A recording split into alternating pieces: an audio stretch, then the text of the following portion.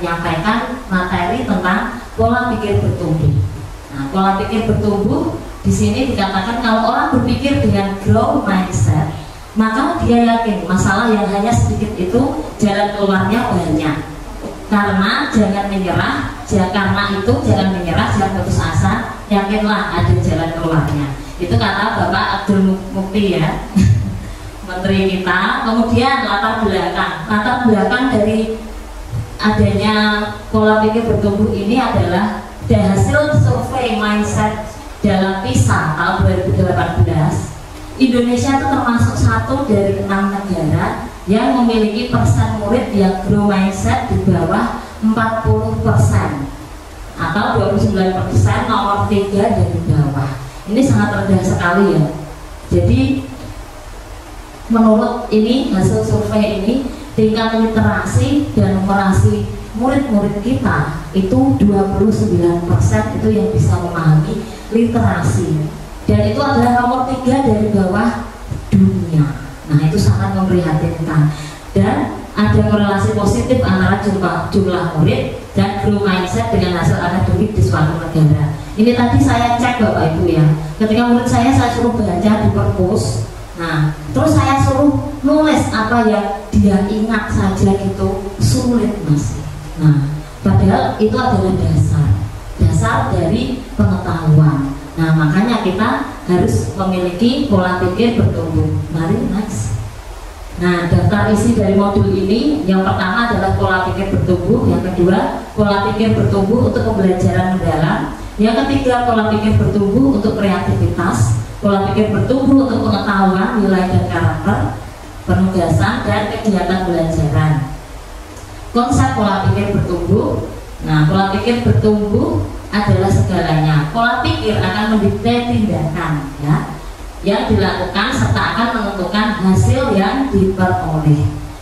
Selanjutnya, pola pikir lebih penting daripada keterampilan, karena pola kita lihat dalam piramida ini, pola pikir adalah dasar ya. Kemudian keterampilan dan menghasilkan alat. Next. Mengapa manusia berbeda-beda? Nah, pola pikir atau mindset kumpulan keyakinan yang akan menentukan cara seseorang melihat dan berpikir terhadap sebuah kejadian atau peristiwa. Jenis-jenis pola pikir. Nah, yang sebelah sini grow mindset atau pola pikir bertumbuh, dan yang sebelah sana itu fixed mindset atau pola pikir tetap. Ya, selanjutnya. Nah, di sini kita lihat pola pikir tetap versus pola pikir bertumbuh. Yang atas ini pola pikir tetap ya, yang bawah bertumbuh. Ketika menerima challenge atau tantangan, yang pola pikir tetap itu cenderung menghindar. Nah, tapi yang pola pikir bertumbuh itu menerima. Begitu ada tantangan. Kemudian ketika ada ini masalah, nah yang pola pikir tetap itu menyerah, yang pola pikir bertahan, yang pola pikir bertumbuh akan bertahan. Ketika effort atau usaha ya, sebuah usaha, kalau pola pikir tetap buat apa? Ada effort, usaha, mubazir kayak gitu. Tapi pola pikir ini bertumbuh itu merupakan sebuah peluang. Nah, kemudian kritik, jika menerima kritik, yang memiliki pola pikir tetap itu akan menganggap itu sebuah serangan. Tapi yang pola pikir bertumbuh menganggap itu adalah sebuah informasi yang sangat penting. Dan yang terakhir, sukses others. Nah, untuk kesuksesan, kalau orang yang memiliki pola pikir tetap itu adalah sebuah ancaman. Tapi yang memiliki pola pikir bertumbuh adalah sebuah inspirasi. Nah, berikutnya Bu.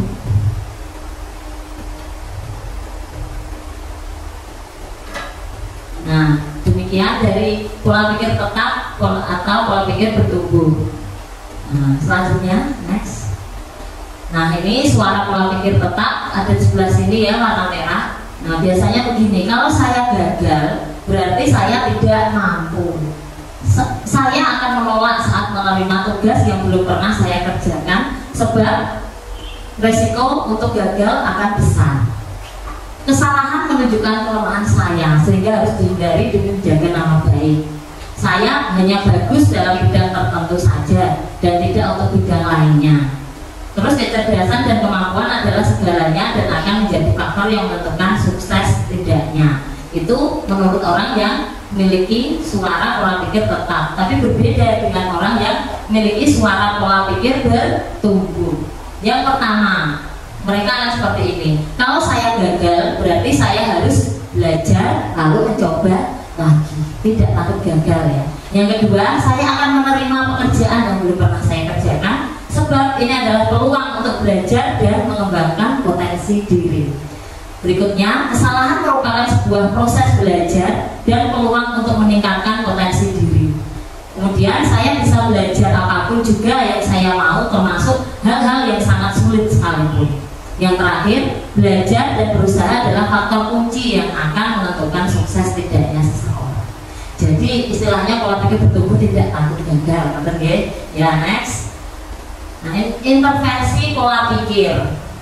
Riset yang dilakukan di The Project of Education Research dan Scale menunjukkan bahwa intervensi pola pikir telah memberikan hasil sangat baik dalam meningkatkan prestasi akademik murid. Intervensi menjadi alternatif dari intervensi yang dikenal dengan the sense of purpose intervention. Ya, next. Ya. Prosedur intervensi pola pikir. Yang pertama, saat melihat ada murid yang mau menyerah ketika menemui tantangan atau kesulitan, segera dorong dia untuk mencoba lagi. Nah, lalu selanjutnya pada saat murid mau mencoba lagi, segera beri pujian proses karena telah mau berusaha. Kemudian lalu jelaskan kepada murid tersebut tentang PPT dan PPB. PPT tadi pola pikir tetap ya, dan PPB pola pikir bertumbuh, dan perbedaan utamanya pada saat menghadapi tantangan dalam belajar.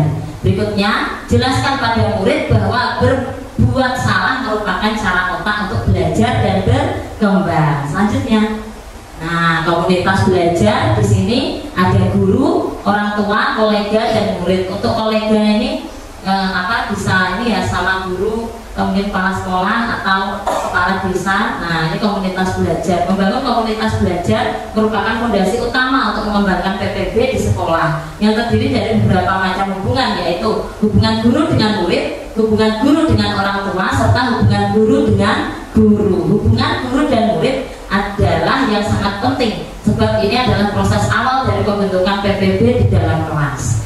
Ya, next. Hubungan guru dan murid. Nah, murid mengetahui bahwa gurunya yakin kepada kemampuan muridnya dalam belajar. Murid menghormati dan menyukai gurunya. Nah, ini sudah semua ya, murid-murid kita sangat menyukai guru-gurunya ya. Terus murid mau minta masukan dari gurunya, murid sadar bahwa nilai akademik yang diperoleh tidak lebih penting daripada perkembangan diri mereka sendiri. Lalu murid merasa aman dengan gurunya. Ini yang penting ya, merasa aman dengan gurunya. Next. Pujian pribadi versus pujian proses. Jadi mari kita lihat apakah selama ini kita sudah memberikan pujian proses apa belum. Jadi cara guru beri pujian atau kritik juga menjadi faktor yang sangat menentukan tipe pola pikir yang akan terbentuk pada muridnya. Dua pujian berikut ini ternyata memberi dampak yang sangat berlawanan. Kamu pasti pintar. Nah, di sini itu pujian pribadi. Kamu pasti sudah bekerja keras. Itu pujian proses. Jadi yang kita puji itu prosesnya, bukan orangnya. Ya, next. Nah, ini contoh pujian pribadi. Kamu memang berbakat dalam matematika. Pujian proses. Kamu butuh materi matematika yang akan menantang otakmu. Nah, contohnya, kamu pintar sekali. Nah, itu pujian pribadi ya. Pujian proses, kamu telah menggunakan strategi yang tepat untuk menjawab soal ini. Nah, terus ada lagi, kamu anak yang baik. Itu pujian pribadi. Pujian proses, kamu patut diapresiasi untuk usahamu yang sangat baik. Wow, kamu seorang seniman yang luar biasa. Pujian prosesnya, kamu telah memperlihatkan hasil latihan melukismu selama ini. Terus pujian pribadi yang terakhir, kamu memang terlahir menjadi seorang penulis. Nah, pujian prosesnya, kamu mampu melatih kata-kata yang sangat baik dalam tulisanmu. Next. Nah, ini ada productive failure ya dari Pak Marukapur. Next ya. The power of yeah. Bukan, tadi orang India ya, betul. Nah, ini hanya apa? ya itu ya landasan teoritis. Next ya, target of performa versus target pembelajaran. Nah, di dalam ruang kelas ada dua target. Yang pertama target performa untuk membuat seseorang terlihat pintar seperti mendapatkan nilai A untuk bahasa Inggris. Nah, itu nilai itu berarti masuk target performa. Terus target pembelajaran untuk membantu seseorang untuk belajar seperti mampu untuk berkomunikasi dalam bahasa Inggris ya. Nah, jadi target performa itu nilai, tapi target pembelajaran itu mampu. Nah, seperti itu. Next, dimensi deskripsi target performa target pembelajaran. Nah, itu tugas ya. Jenis tugas yang diberikan kepada murid target performa itu tugas terlalu mudah dan kebanyakan butuh hafalan. Tapi kalau target pembelajaran, tugas bervariasi dari yang mudah hingga yang sulit dan menantang.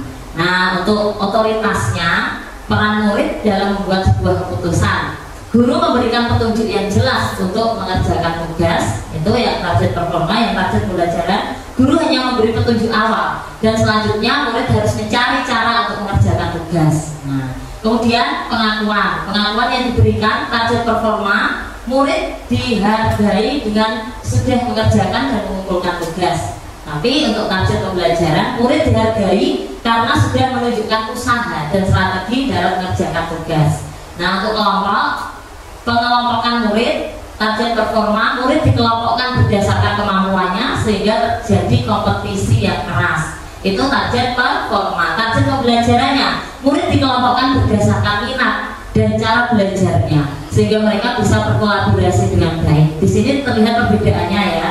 Nah, yang target performa hanya kompetisi, yang target pembelajaran kolaborasi. Kemudian ada evaluasi, menilai proses dan hasil belajar. Yaitu target performa, penilaian yang dilakukan secara umum dan lebih mengutamakan hasil akhir yang diperoleh murid. Hasil akhirnya yang penting. Nah, terus penilaian target pembelajaran, penilaian yang dilakukan secara individu dan mengutamakan kemajuan dan perkembangan dari setiap murid. Nah, yang terakhir waktu untuk belajar. Target performa itu batasan waktu untuk mengerjakan tugas diberikan secara ketat dan kaku. Yang target pembelajaran, batasan waktu untuk mengerjakan tugas bervariasi. Menggunakan materi lebih penting daripada kecepatan. Ya, penguasaan materi ya lebih penting daripada cepat menyelesaikan, seperti itu. Next. Nah, ini pembelajaran berbasis otak ya. Pola pikir bertumbuh memiliki fondasi ilmiah yang sangat kuat, yaitu neuroscience. Murid yang mengalami kesulitan dalam belajar tapi terus bertahan dan mencoba lagi, ternyata akan memicu aktivitas otak sehingga membuat proses belajar berjalan ya, berjalan dengan lebih baik dan efektif. Ya, next. Ya, ini ada mathematical mindset. Ya, lanjut next.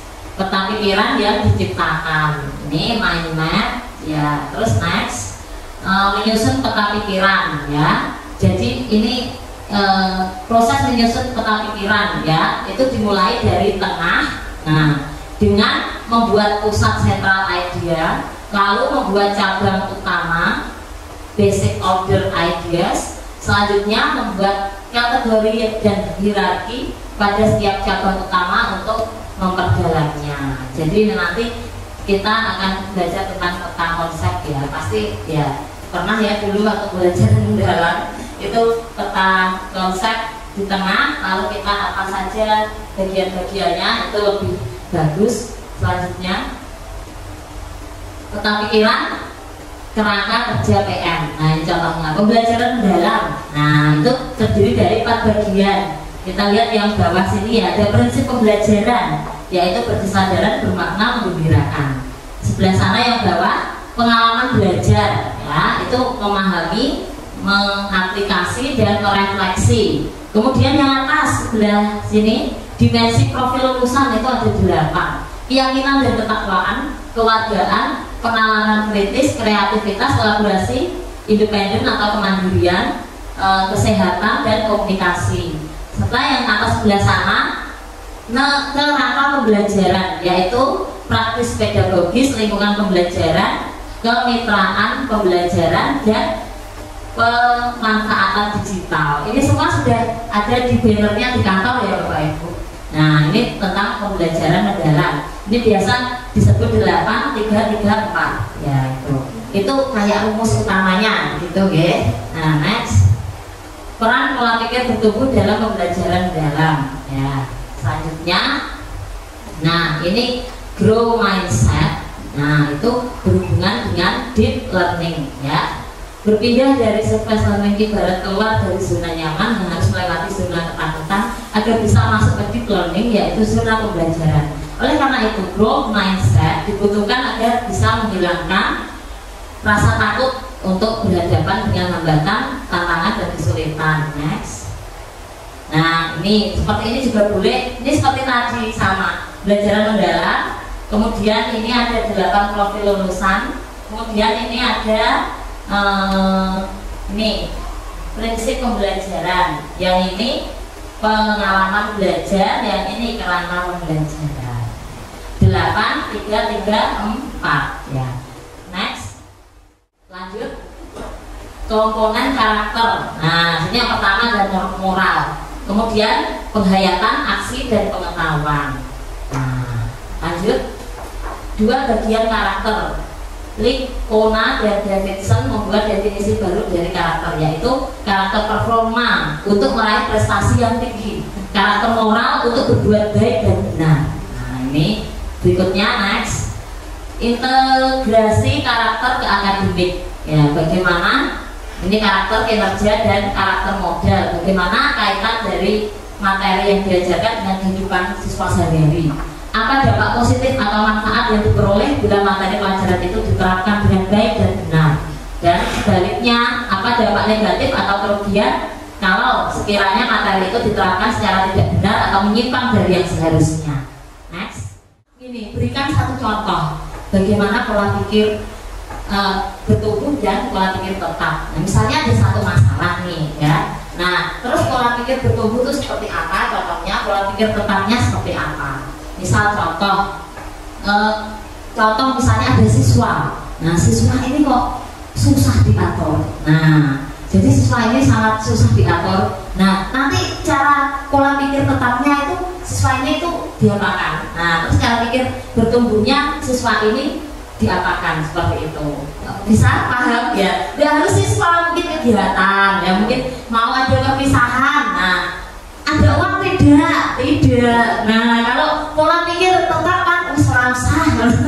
Tapi pola pikir bertumbuh bagaimana berusaha supaya tetap ada. Nah, itu nanti diberikan contoh ya, waktunya 5 menit mulai dari sekarang. Ya. Pola pikir bertumbuh dan tetap ini ya. Untuk guru ke anak atau kita cari yang dari anak, kita cari solusinya atau bagaimana? Iya. Terima kasih pertanyaan yang bagus. Jadi pola pikir bertumbuh yang di sini itu untuk kita dulu sebagai guru, ya. Nah, kita sebagai guru bagaimana menghadapi hal-hal seperti ini. Nah, kalau kita sebagai guru malah memiliki pola pikir tetap, bisa apa yang harus dilakukan Mas? Tidak apa-apa. Jadi kita bukan menempatkan pada diri kita, tapi kita mau karena kan kita tadi sudah belajar. Nah, kita tuh mau memecah.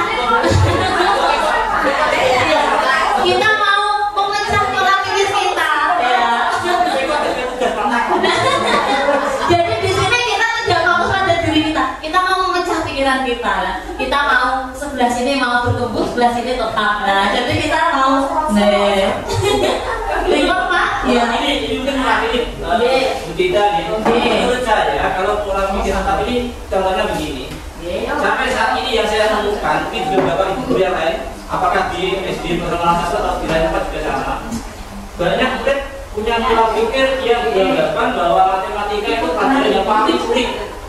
Betul Pak. Ya. Pola pikir tidak ada. Pola pikir bertumbuhnya bagaimana kita seorang guru untuk menciptakan pembelajaran yang betul-betul menyenangkan, sehingga apa yang menjadi tujuan kita dalam pembelajaran itu khususnya di matematika, anak bisa lebih mencintai materi yang kita ajarkan. Wah, luar biasa. Mari beri tepuk tangan untuk Pak Samadi yang telah memberikan contoh yang luar biasa ya tentang pelajaran matematika ya.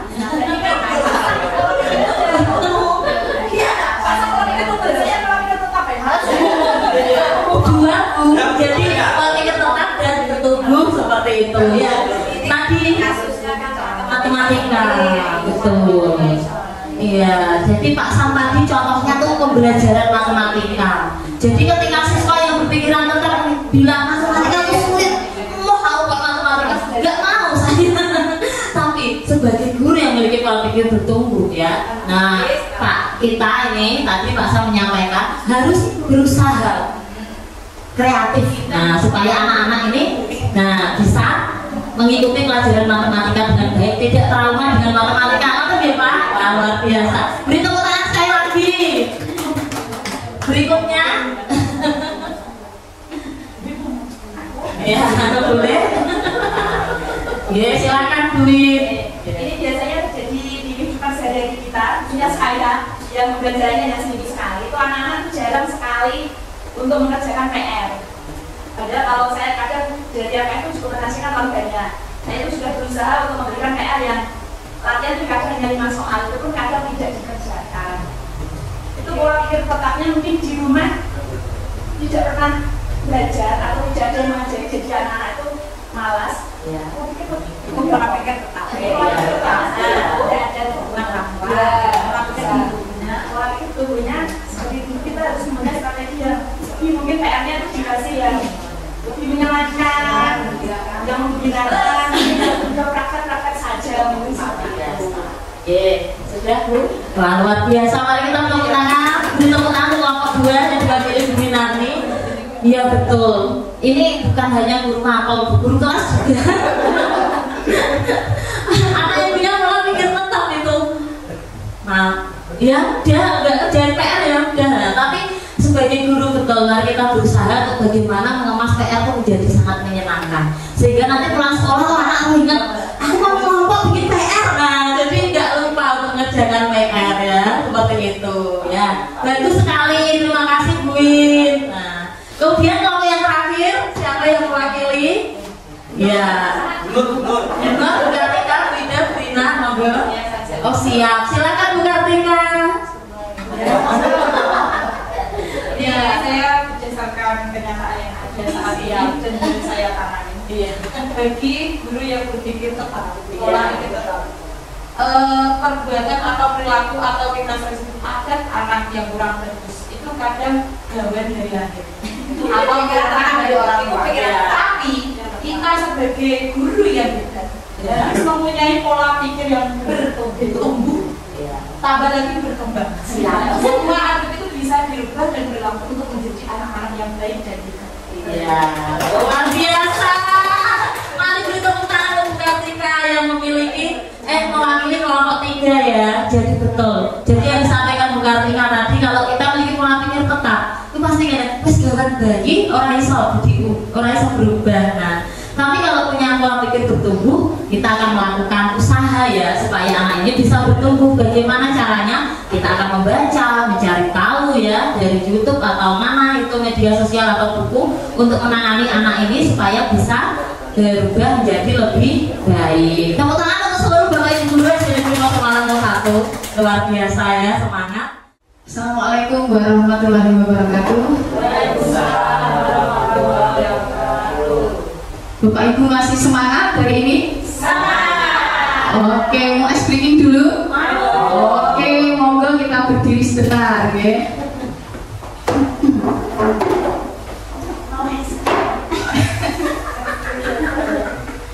Ya, nanti gerakan tangannya menjempol seperti ini. Ke kanan 2 kali. Kanan. Nah, tepuk tangan. Kiri. Ke kanan, ke kiri. Badannya goyang. Seperti itu, ya.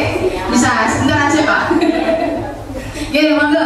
Ya, kita ulang lagi yuk. 1, 2, 3. Kanan. Kiri. Ke kanan, ke kiri. Badannya digoyang. Ahai. Oke, terima kasih. Iya, oke. Untuk selanjutnya yaitu saya. Perkenalkan nama saya Bu Desiani Suyatno, bisa dipanggil dengan Bu Desi. Untuk hari ini saya akan menyampaikan materi yang sudah saya dapatkan di pelatihan pembelajaran mendalam. Ini saya menyampaikan materi di modul kedua. Nah, di modul yang kedua ini ada konsep dan kerangka pembelajaran mendalam. Di sini saya mengambil intinya saja, tidak banyak dan tidak panjang. Jadi mengapa kita perlu pembelajaran mendalam, Bapak Ibu? Nah, karena dalam pembelajaran mendalam itu di sini ada keterlibatan, ada berkesadaran, ada yang memuliakan, pengembang budaya belajar, pemanfaatan teknologi digital, dan multi atau interdisiplin ilmu pengetahuan. Ya, selanjutnya yaitu memuliakan. Kita sebagai guru dalam penerapan pembelajaran mendalam, semua pihak yang terlibat harus saling menghargai dan menghormati dengan mempertimbangkan potensi, martabat, dan nilai-nilai kemanusiaan. Di sini ada kerangkanya. Sebagai pembelajaran mendalam, kita harus menunjukkan kepada siswa bahwa dalam pembelajaran kita itu harus ada yang berkesadaran, bermakna, dan menggembirakan. Selain itu, didukung oleh olah pikir, olah hati, olah rasa, dan olahraga, diwujudkan dengan 8 dimensi profil lulusan. Nah, di sini ada prinsip pembelajaran mendalam. Kita harus mempunyai berkesadaran kepada siswa dan bermakna kepada siswa dan menggembirakan kepada siswa. Nah, pembelajaran mendalam yang dimaksud dengan berkesadaran itu, di mana pengalaman belajar peserta didik yang diperoleh ketika mereka memiliki kesadaran untuk menjadi pembelajar yang aktif dan mampu meregulasi diri. Peserta didik memahami tujuan pembelajaran, termotivasi secara intrinsik untuk belajar, serta aktif mengembangkan strategi untuk mencapai tujuan. Selanjutnya bermakna. Peserta didik dapat merasakan manfaat relevansi dari hal-hal yang dipelajari untuk kehidupan. Peserta didik mampu mengkonstruksi pengetahuan baru berdasarkan pengetahuan lama dan menerapkan pengetahuannya dalam kehidupan nyata. Nah, selanjutnya yaitu menggembirakan. Dalam pembelajaran, suasana belajar itu yang harus kita tanamkan, yaitu secara positif, menyenangkan, menantang, dan termotivasi. Peserta didik merasa dihargai atas keterlibatan dan kontribusinya pada proses pembelajaran. Peserta didik terhubung secara emosional sehingga lebih memahami, mengingat, dan menerapkan pengetahuannya. Nah, di sini ada 8 dimensi profil lulusan. Yang pertama yaitu iman dan takwa kepada Tuhan Yang Maha Esa. Yang kedua yaitu kewargaan, cinta tanah air, seperti itu. Penalaran kritis, yaitu siswa berpikir secara logis, analis, serta memahami. Selanjutnya kreativitas, mampu berpikir secara inovatif dan mengelola ide atau gagasan untuk menciptakan solusi. Selanjutnya yaitu kolaborasi, mampu bekerja sama secara aktif dan efektif dan gotong royong untuk mencapai tujuan bersama melalui peran dan tanggung jawab. Selanjutnya yaitu kemandirian, di sini siswa mampu bertanggung jawab atas proses dan hasil belajar sendiri dengan menunjukkan kemampuan tanpa bergantung pada orang lain. Selanjutnya kesehatan, memiliki fisik yang prima, bugar, sehat, dan mampu menjaga keseimbangan mental untuk kesejahteraan lahir dan batin. Selanjutnya yaitu komunikasi, memiliki kemampuan komunikasi yang baik dan jelas sebagai bentuk interaksi lisan, berbagi informasi dalam berbagai situasi. Nah, di sini ada bentuk pengertian, tujuan, ciri-ciri, dan contohnya. Contoh berkesadaran, bahasa Inggrisnya mindful learning. Nah, pengertiannya, proses belajar yang dilakukan itu penuh kesadaran. Ya, tidak usah kita menyuruh-nyuruh sebagai gurunya. Dia sudah harus berkesadaran. Contohnya, kalau kita kita memberikan PR kepada siswa, seharusnya siswa itu sudah paham harus dikerjakan.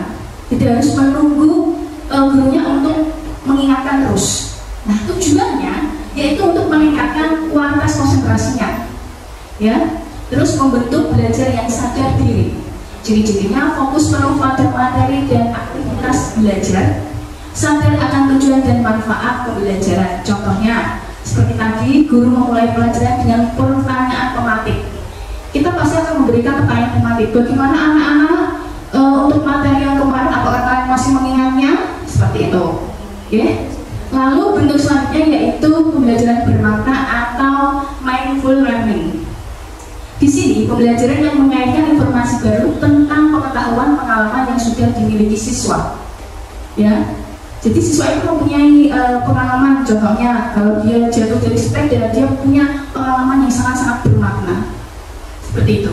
Nah, tujuannya membuat pengetahuan lebih tahan lama di memori atau di otak, mempermudah penerapan materi pada situasi kehidupan sehari-hari, meningkatkan keterlibatan dan motivasi belajar. Ciri-cirinya yaitu materi pelajaran dikaitkan dengan konteks nyata dan relevan. Siswa memahami hubungan antara konsep yang dipelajari. Pembelajaran memicu rasa ingin tahu. Contohnya, mengajarkan konsep matematika melalui simulasi belanja dan pengelolaan uang ini untuk dia kelas ini.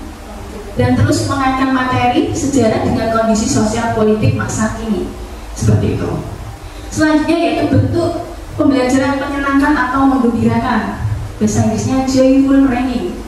Pengertiannya, pembelajaran yang dilakukan dengan suasana yang menyenangkan, interaktif dan penuh kreativitas sehingga siswa merasa nyaman dan termotivasi untuk belajar. Jadi kita sebagai guru harus lebih memberikan suasana pembelajaran yang menarik, menantang untuk siswa tersebut supaya mereka tidak bosan. Apalagi jam-jam siang, jam-jam yang sangat rawan. Terus untuk itu tujuannya sudah tadi mengurangi jenuh dalam belajar, meningkatkan partisipasi aktif siswa, membangun hubungan positif antara guru dan siswa. Ciri-cirinya suasana kelas positif dan inklusif, kegiatan belajar bervariatif dan interaktif. Contohnya yaitu menggunakan permainan edukatif dalam pembelajaran, menggunakan kuis interaktif seperti kuisis. Pembelajaran mendalam seperti tadi adalah olah pikir, olah hati dan olah rasa, serta olahraga. Nah, di olah pikir ini, pendidikan berfokus pada pengasah akal, budi, dan kemampuan kognitif seperti kemampuan untuk memahami, menganalisa, dan memecahkan masalah. Olah hati adalah proses pendidikan untuk mengasah kepekaan batin, membentuk budi pekerti, dan menanamkan nilai-nilai moral dan spiritual. Olah rasa sebagai proses pendidikan yang bertujuan untuk mengembangkan kepekaan estetika, empati, dan kemampuan menghargai keindahan serta hubungan antar manusia. Olahraga merupakan bagian dari pendidikan yang bertujuan untuk menjaga dan meningkatkan kesehatan fisik, kekuatan tubuh, serta membentuk karakter melalui kegiatan jasmani.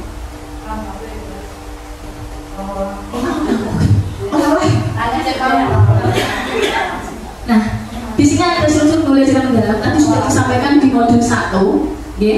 Bisa panjenengan lihat. Nah, di sini. Next.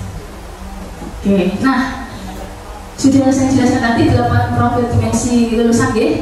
Ini Bapak Ibu harus hafal, ya. Oke, next.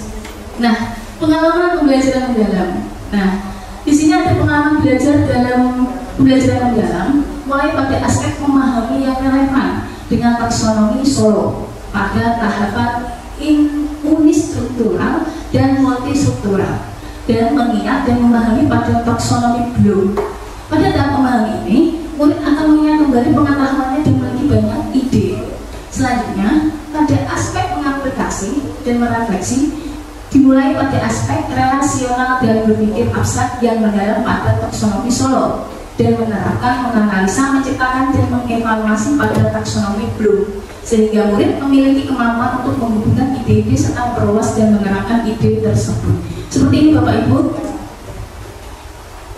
taksonomi Solo, taksonomi Bloom, pengalaman belajar, deskripsinya. Oke. Nah, kita juga harus bisa memahami, mengaplikasi, dan berefleksi. Nah, ini hal yang amat sangat penting.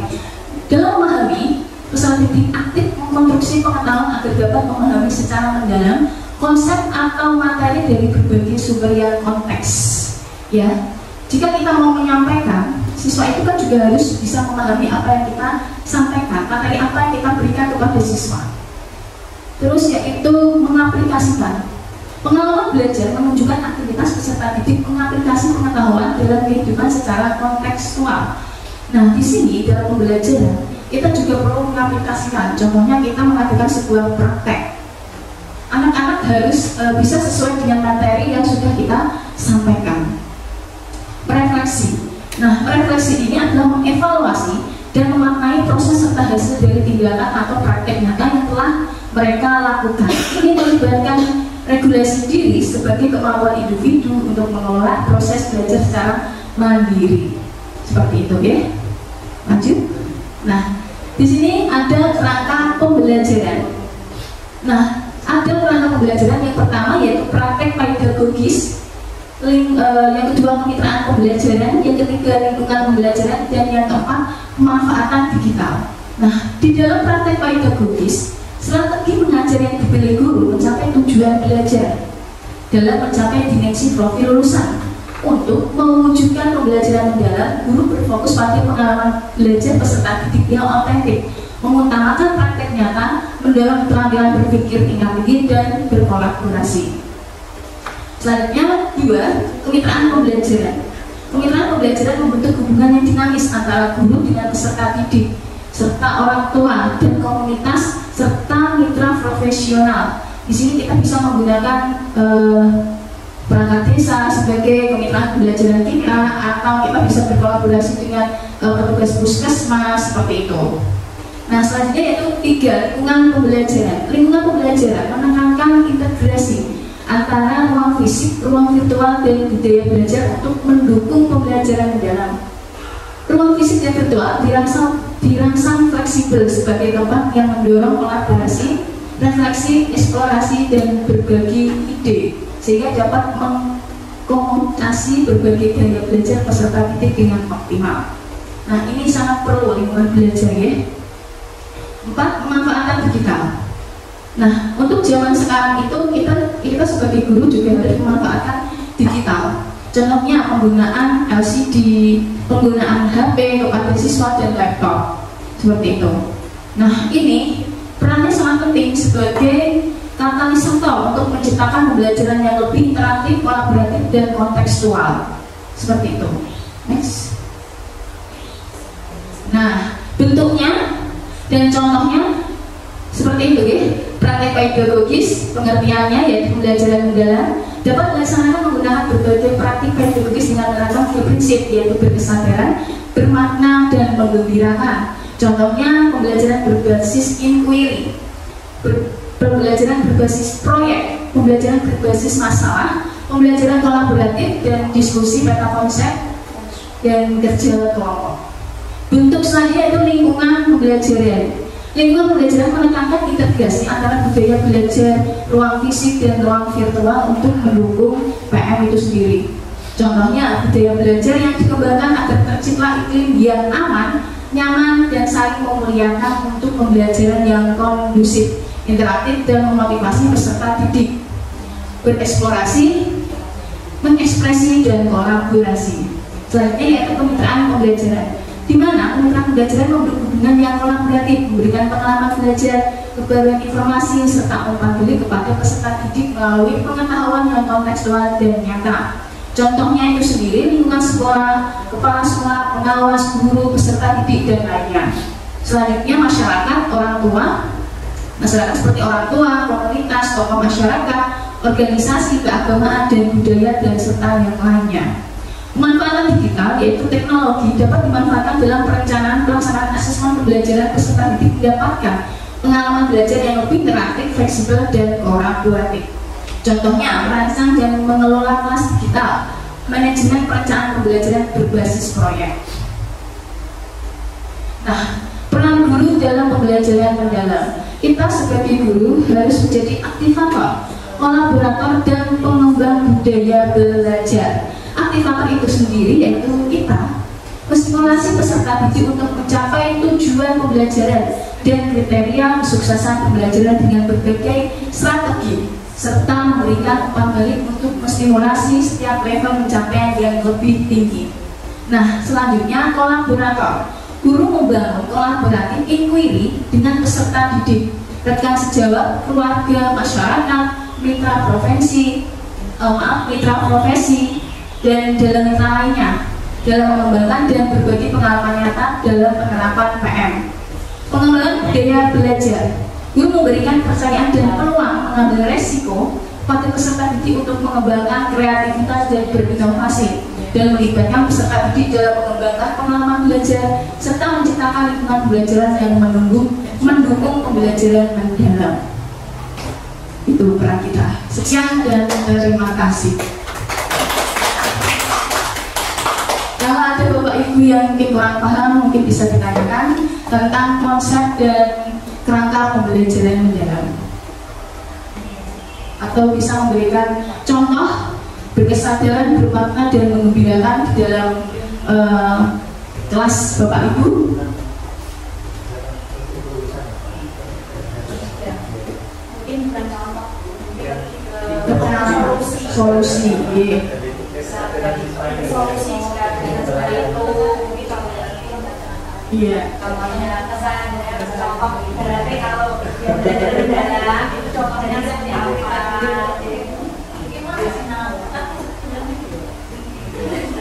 Untuk yang kesadaran itu loh ya, itu kan membangkitkan anak supaya jiwanya ini kan masih di rumah. Biasanya kapan kan jiwanya masih di rumah. Dan untuk memberikan kesadarannya, jadi itu siap belajar. Ya, kita sebagai guru ya, peran kita tadi sudah ada, yaitu kita harus terus memberikan edukasi, pendidikan, motivasi supaya anak itu benar-benar sadar bahwa pembelajaran itu ketika dia sudah berada di sekolah, fokusnya ya harus di sekolah. Dia harus sadar. Dan bagaimana caranya kita bisa memberikan hal yang bermakna bagi siswa itu. Ya, memancing. Ya, memancing. Maksudnya dalam tindakan nyata gitu loh, Desi. Oh ya. Teoritis nih. Iya. Dalam tindakan nyata gitu maksudnya. Iya. Ya, kita harus pelan-pelan. Dan tadi itu kan kalau ada apa pemantik ya, pemantik itu mungkin tanya jawab ada mungkin kita tidak langsung serta-merta duduk, boleh kita belajar mungkin tidak gitu ya, mungkin kita bisa mungkin tanya jawab juga bagaimana kabarnya, mungkin seperti abstrak itu. Iya. Tapi yang menanyakan kabar. yang mau saya tanyakan begini loh, apa itu tentang 8 tadi ya, itu bagaimanakah metode apakah yang paling efektif untuk menciptakan pembelajaran yang mendalam ini supaya betul-betul setidaknya kalau kita 100% bisa setidaknya menciptakan pembelajaran yang mendalam ini, metode apakah yang paling efektif yang bisa kita terapkan di lingkungan sekolah kita? Ya, untuk hal itu ya kita harus pelan-pelan dulu Pak. Jadi kita harus membentuk karakter anak itu dulu. Bagaimana anak itu bisa berkesadaran. Kalau nanti kita menerapkan strategi yang seperti ini tapi nanti tidak sesuai harapan, kita ubah lagi strateginya. Jadi kita sebagai peran guru juga harus bisa bertanggung jawab atau mempunyai seperti kita rembukan bagaimana solusinya, apa yang perlu kita terapkan terhadap siswa yang memang benar-benar belum memahami sama sekali. Jadi ya kita perlu adanya pelan-pelan untuk mengajari si anak itu tadi. Jadi belum kita berikan penerapannya, tapi kita memberikan sebuah motivasi untuk penerapannya itu. Assalamualaikum warahmatullahi wabarakatuh. Waalaikumsalam warahmatullahi wabarakatuh. Selamat siang Bapak dan Ibu guru luar biasa dan hebat. Pada kegiatan hari ini kita melanjutkan modul berikutnya, ya. Di sini ada asesmen dalam pembelajaran mendalam.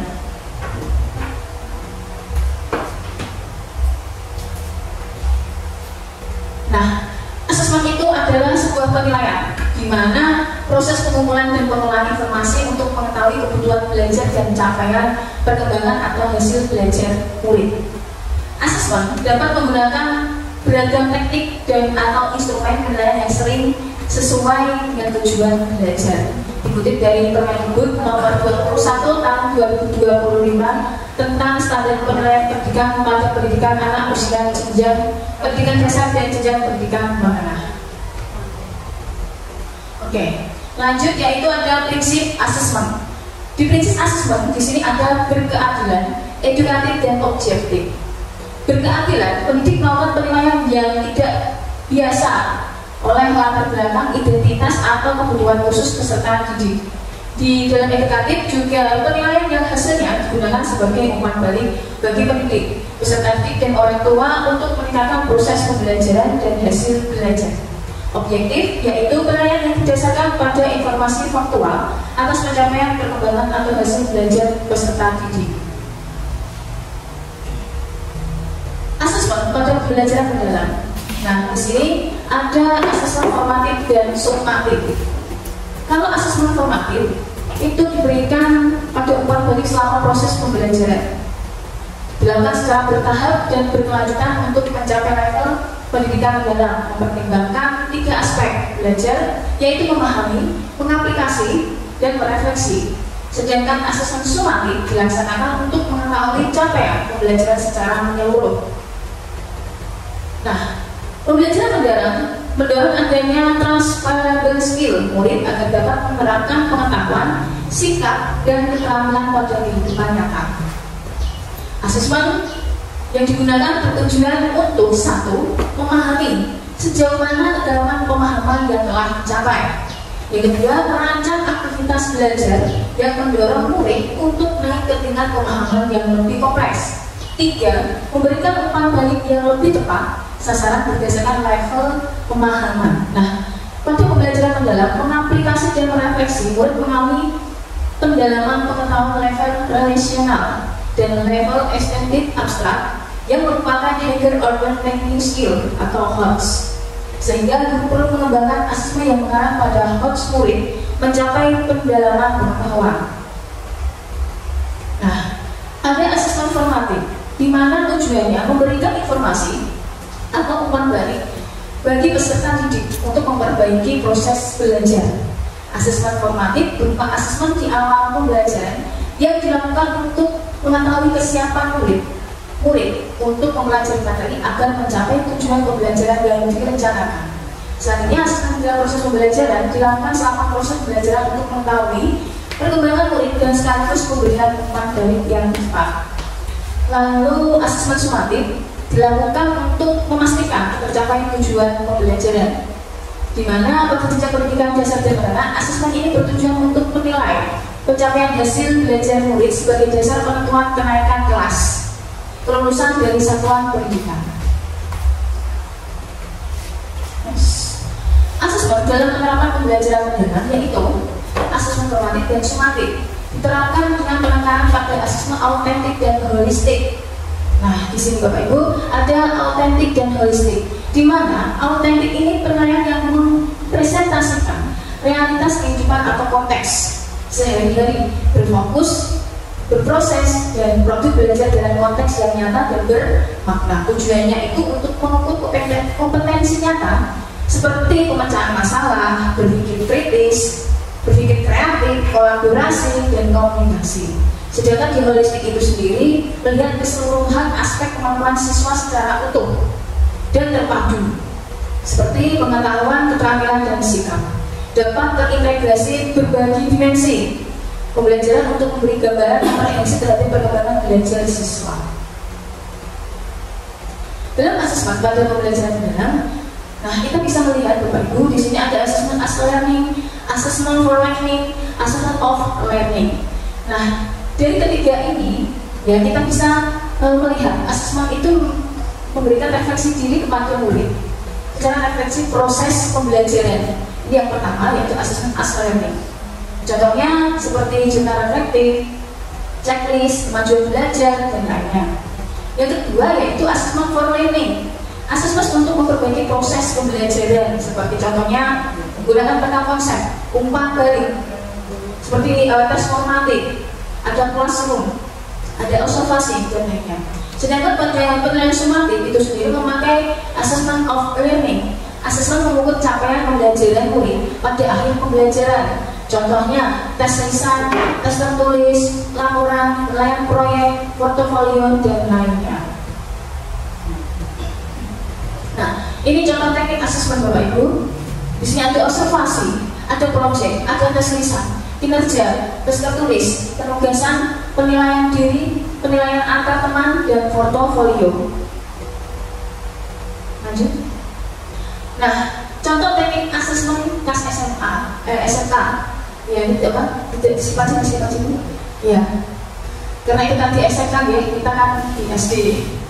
Contoh teknik umpan baliknya.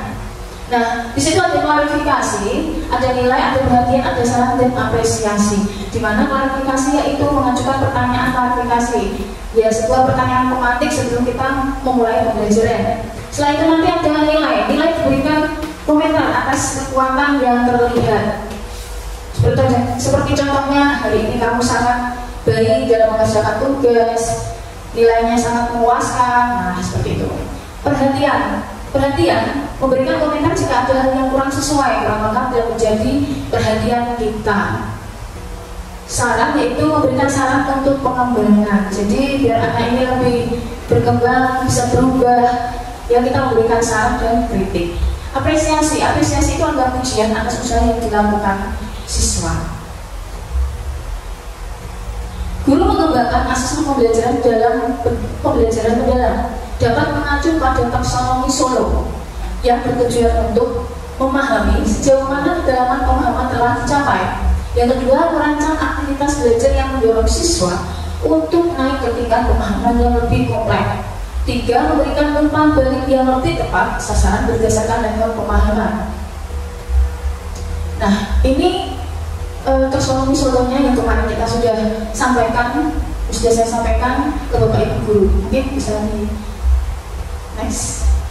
Nah, ini adalah urutan-urutan dari prestruktural, unistruktural, multistruktural, relasional, dan estetik abstrak. Next.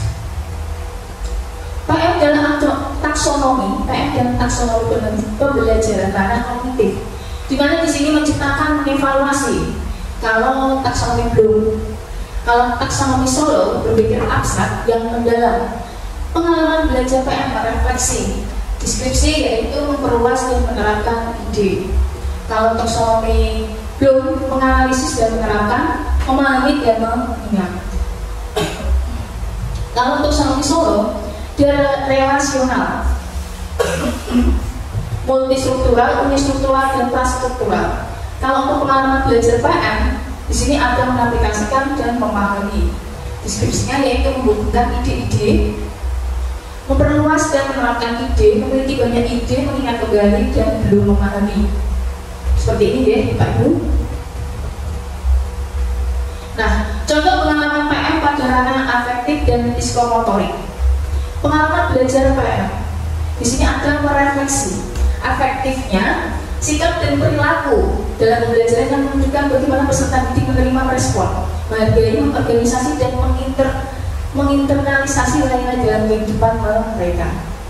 Kalau untuk psikomotoriknya yaitu keterampilan fisik, koordinasi gerakan atau tindakan nyata dalam pembelajaran yang melibatkan aktivitas motorik seperti tindakan fisik dan praktek langsung. Nah, ini pembelajaran pengalaman belajar PM ada merefleksi, mengaplikasi, dan memahami.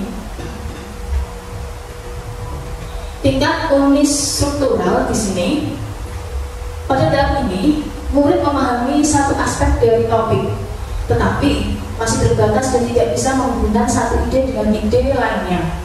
Dalam IPA, murid mungkin hanya tahu bahwa habitat adalah tempat, tetapi mereka belum mengerti lebih jauh tentang fungsinya atau bagaimana habitat mempengaruhi kehidupan makhluk hidup. Contohnya, habitat itu tempat tinggal makhluk hidup. Yang kedua, habitat adalah tempat memiliki tanaman dan hewan di dalamnya. Jadi kita perlu membantu murid untuk mengembangkan ide tersebut dengan memberi penjelasan tentang fungsi habitat. Misalnya, bahwa habitat memberikan makanan, tempat berlindung, dan ruang untuk berkembang biak bagi makhluk hidup. Untuk tingkat multistruktural, pada tahap ini, murid mulai memahami berbagai aspek dan topik, tetapi mereka masih kesulitan untuk menghubungkan berbagai ide tersebut. Misalnya, mereka tahu bahwa habitat adalah tempat tinggal bagi berbagai makhluk hidup, tetapi mereka belum bisa menjelaskan hubungan antara faktor lingkungan dengan makhluk hidup di dalamnya. Contohnya, tumbuhan dan hewan hidup di habitat yang berbeda. Setiap habitat memiliki makhluk hidup yang berbeda. Setiap habitat memiliki banyak tumbuhan dan hewan yang tinggal di dalamnya. Jadi kita peran guru yaitu mengajar murid membandingkan berbagai jenis habitat seperti hutan, laut, atau gunung, dan menjelaskan bagaimana masing-masing habitat memiliki karakteristik khusus yang mendukung kehidupan makhluk hidup yang ada di dalamnya. Nah, ini adalah tingkat relasionalnya dan tingkat abstrak yang diperluas. Jadi tingkat relasionalnya itu boleh menghubungkan berbagai aspek yang mereka pelajari, membentuk pemahaman yang lebih mendalam dan koheren tentang topik tersebut. Dalam IPA, murid bisa menjelaskan bagaimana berbagai faktor lingkungan di habitat berhubungan dengan kelangsungan hidup. Misalnya, mereka bisa menghubungkan suhu, kelembapan, dan sumber makanan dengan keberadaan makhluk hidup di dalam habitat tertentu. Contohnya seperti faktor lingkungan, suhu, kelembapan, dan makanan mempengaruhi apakah makhluk hidup dapat bertahan hidup di habitat tertentu. Misalnya, habitatnya di danau, bebek, dan angsa dapat bertahan hidup karena faktor lingkungan di sana mendukung kebutuhan mereka. Nah, peran guru di sini yaitu guru menghubungkan faktor-faktor lingkungan dengan kelangsungan hidup makhluk hidup dan memberikan contoh-contoh yang mendalam tentang bagaimana perubahan habitat dapat mempengaruhi organisme yang tinggal di sana. Nah, lalu tingkat abstraknya dapat diperluas, Bapak Ibu. Pada tingkat ini, murid tidak hanya memahami hubungan antara konsep-konsep tersebut, tetapi juga dapat berpikir lebih lanjut mengenai implikasi dari pengetahuan mereka. Mereka bisa berpikir kritis tentang bagaimana perubahan dalam habitat atau lingkungan bisa mempengaruhi kelangsungan hidup makhluk hidup dan mengaitkannya dengan isu yang lebih besar seperti pelestarian alam. Contohnya, kita harus lebih peduli dengan habitat karena perubahan lingkungan dapat mempengaruhi kelangsungan hidup makhluk hidup yang tinggal di sana. Misalnya, polusi dan perubahan iklim dapat mengancam habitat makhluk hidup. Jadi kita sebagai guru berperan mendorong murid untuk berpikir lebih jauh tentang bagaimana pengetahuan yang mereka dapatkan tentang habitat bisa diterapkan untuk menjaga dan melestarikan lingkungan, serta bagaimana mereka bisa berperan dalam menjaga kelestarian alam itu sendiri. Oke, terima kasih penyampaian yang saya sampaikan ke Bapak Ibu Guru. Kalau mungkin ada pertanyaan atau mau menambahi tentang asesmen pembelajaran mendalam.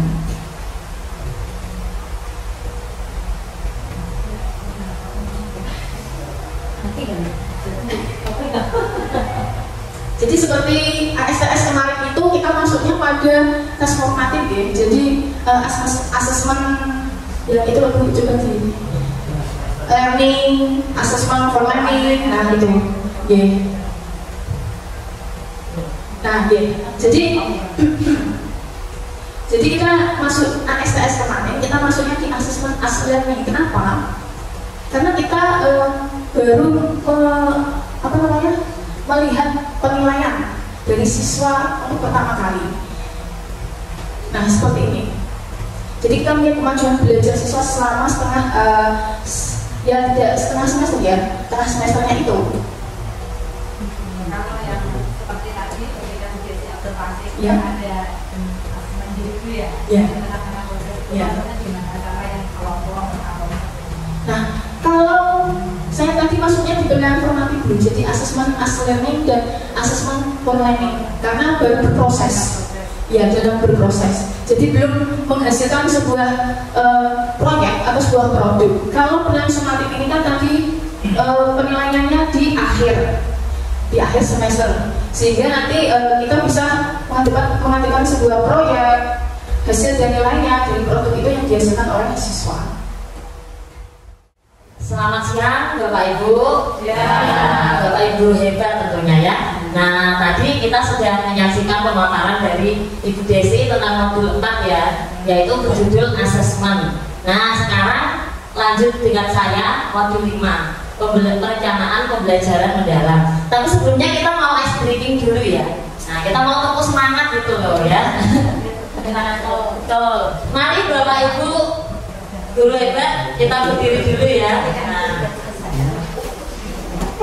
Nah, hari ini kita akan tepuk semangat. Nah, tepuk semangat ini, tepuk semangatnya itu nanti ini ya, tepuk semangat. jang dadang, ding ding ding, dung dung dung, jang dadang, ding ding ding, dung dung dung. Se, ya. Se, aha aha, ma, aha aha, nga, aha aha, semangat, gitu ya. Siap, 1, 2, 3, tepuk semangat. Jang dadang, ding ding ding, dung dung dung, jang dadang, ding ding ding, dung dung dung, tepuk semangat.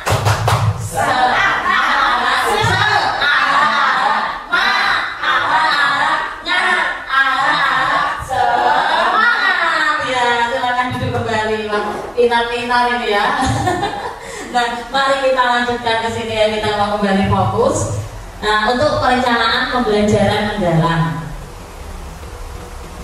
Yang pertama adalah strategi implementasi pembelajaran mendalam.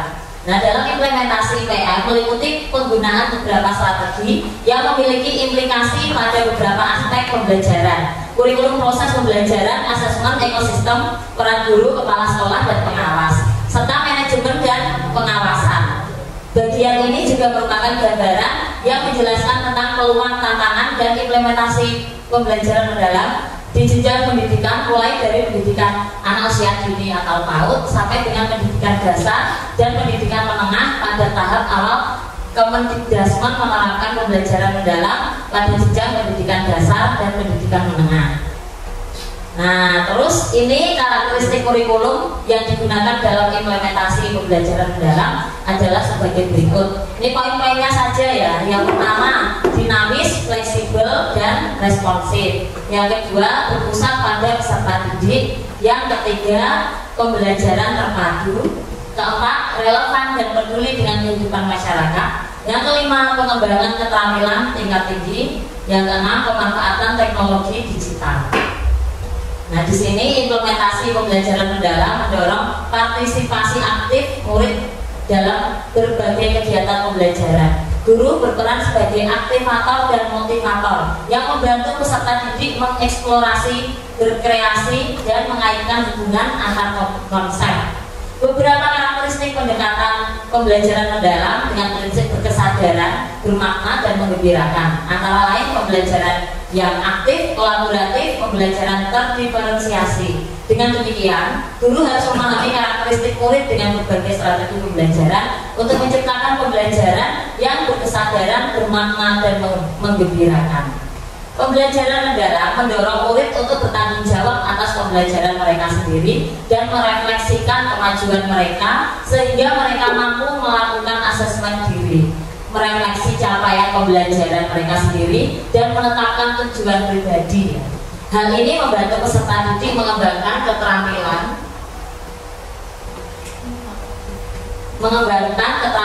mental kognitif dan mendorong mereka untuk lebih proaktif dalam pembelajaran mereka. Asesmen dalam PM relevan dengan pencapaian profil lulusan yang mendukung pengembangan kompetensi peserta didik secara menyeluruh. Nah, sekarang perencanaan pembelajaran mendalam. Yang pertama, identifikasi. Jadi identifikasi ini mengidentifikasi, sebelumnya kita harus melakukan identifikasi, kita mengidentifikasi kesiapan murid, kemudian memahami karakteristik materi pelajaran ya, kemudian menentukan dimensi profil lulusan. Kemudian yang kedua, desain pembelajaran, menentukan tujuan pembelajaran, menentukan kerangka pembelajaran, praktis, pedagogis, kemitraan pembelajaran, lingkungan pembelajaran, serta pemanfaatan digital. Yang keempat, kita melakukan, yang ketiga dulu ya, yaitu pengalaman belajar, merancang pembelajaran dengan prinsip berkesadaran, bermakna, dan menggembirakan, lalu mendeskripsikan pengalaman belajar, memahami, mengaplikasi, dan merefleksi. Kemudian yang keempat yaitu asesmen. Nah, di sini asesmen ada asesmen awal pembelajaran, asesmen pada proses pembelajaran, dan asesmen pada akhir pembelajaran. Yang pertama, identifikasi. Nah, langsung saja ya, tadi sudah. Nah, kemudian mengidentifikasi kesiapan murid. Yang pertama, pengetahuan awal. Jadi guru dapat menggunakan pretest ya, pretest atau diskusi awal dengan pertanyaan pematik dan lain-lain untuk menganalisis pengetahuan awal dari siswa. Kemudian yang kedua, observasi dan refleksi. Kita akan mengamati bagaimana murid merespon pertanyaan terbuka, tantangan berpikir kritis, atau tugas eksploratif. Nah, terus yang ketiga, inventarisasi gaya belajar dan minat. Gunakan angket atau wawancara singkat untuk mengetahui gaya belajar dan minat murid. Nah, kemudian analisis keterampilan berpikir tingkat tinggi atau kita sebut HOTS. Itu dengan cara memberikan tugas berbasis pemecahan masalah atau proyek kecil untuk melihat sejauh mana murid dapat mengambil keputusan untuk menemukan solusi dari suatu permasalahan. Kemudian yang kelima, konteks sosial dan emosional. Perhatikan faktor sosial dan emosional yang dapat mempengaruhi kesiapan belajar seperti rasa percaya diri, motivasi atau hambatan psikologis dalam proses pembelajaran. Dengan mengidentifikasi kesiapan murid secara komprehensif, guru dapat menyusun perencanaan pembelajaran mendalam yang lebih efektif, memastikan bahwa setiap peserta didik mendapat pengalaman belajar yang bermakna, berkesadaran, dan menggembirakan sesuai dengan potensi mereka yang beragam. Berikutnya, mengidentifikasi karakteristik mata pelajaran. Nah, di sini ada mengenali sifat dasar mata pelajaran, apakah menekankan konsep, keterampilan, atau karakter. Kemudian menganalisis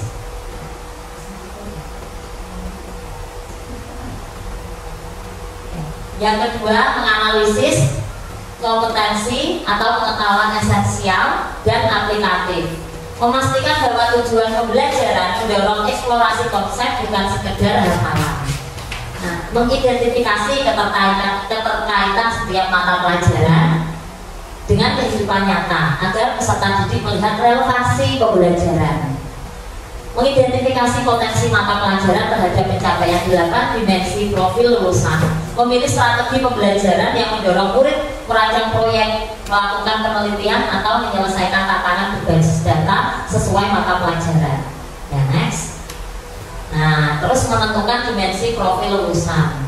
Menentukan dimensi profil lulusan berdasarkan hasil identifikasi mata pelajaran. Menerapkan prinsip pembelajaran mendalam yaitu bermakna, berkesadaran, dan menggembirakan untuk mencapai dimensi profil lulusan. Pilih dimensi yang relevan dengan tujuan pembelajaran dan karakteristik mata pelajaran yang diajarkan. Ya, next. Nah, di sini kita bisa lihat 8 dimensi profil lulusan ya. Ini ada yang pertama, keimanan dan ketakwaan terhadap Tuhan Yang Maha Esa. Yang kedua, kewargaan. Yang ketiga, penalaran kritis. Yang keempat, kreativitas. Berikutnya, yang kelima, kolaborasi, kemandirian, kesehatan, dan komunikasi. Jadi ini tidak dimasukkan semua ya. Dipilih paling tidak 1 atau 2 atau 3 dalam setiap pembelajaran. Berikutnya, yang kedua yaitu desain pembelajaran. Nah, desain pembelajaran menentukan tujuan pembelajaran. Tujuan pembelajaran diturunkan dari capaian pembelajaran. Penulisan tujuan pembelajaran sebaiknya memuat 2 komponen utama, yaitu yang pertama, kompetensi kemampuan murid sebagai hasil dari proses pembelajaran. Tujuan disusun dengan menggunakan kata kerja operasional yang relevan ya. Nah, pertanyaan paduan yang dapat digunakan guru antara lain secara konkret, kemampuan apa yang perlu murid tunjukkan, lalu tahap berpikir apa yang perlu murid tunjukkan itu. Kemudian konten pada lingkup materi berupa pengetahuan esensial dan pengetahuan aplikatif yang perlu dipahami pada akhir 1 unit pembelajaran. Ya, next. Nah, muncul lagi taksonomi Solo ya. Kalau yang kemarin itu pakainya taksonomi belum, yang ada C1 sampai berapa? 5 ya? Ya. Nah, sekarang kita pakai taksonomi Solo. Jadi prestruktural. Prestruktural ini hanya paham apa? Masih dalam proses berkembang ya, belum. Jadi awal murid tahu itu namanya sebelum mengetahui namanya prestruktural. Ada unistruktural, meningkat ke multistruktural, kemudian relasional dan extended abstrak. Next. Nah, di sini ada apa? Penjelasannya, tingkatannya ya. Tadi prestruktural itu anak belum ngerti sama sekali ya. Kemudian lanjut unistruktural, yaitu kata kerjanya itu anak menghafal, mengidentifikasi, mengenali, menghitung, mendefinisikan, menggambar, dan banyak ya, menemukan, memberi label, mencocokkan ya.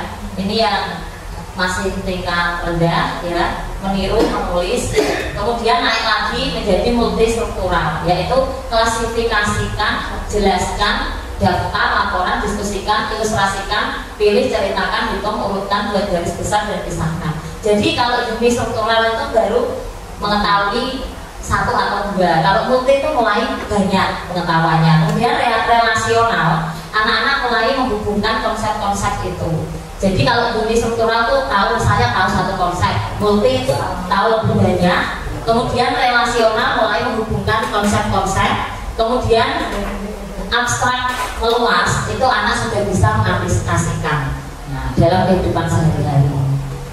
Next, PM dalam taksonomi pembelajaran ranah kognitif ya. Taksonomi Bloom, Anderson, Krathwohl 2001 ya, itu mencipta, mengevaluasi, menganalisis, menerapkan, memahami, mengingat. Nah, lalu taksonomi Solo, Rick dan Collins tahun 1982 berpikir abstrak yang mendalam, relasional, multistruktural, unistruktural, dan prastruktural. Jadi ini urutannya dari bawah ya.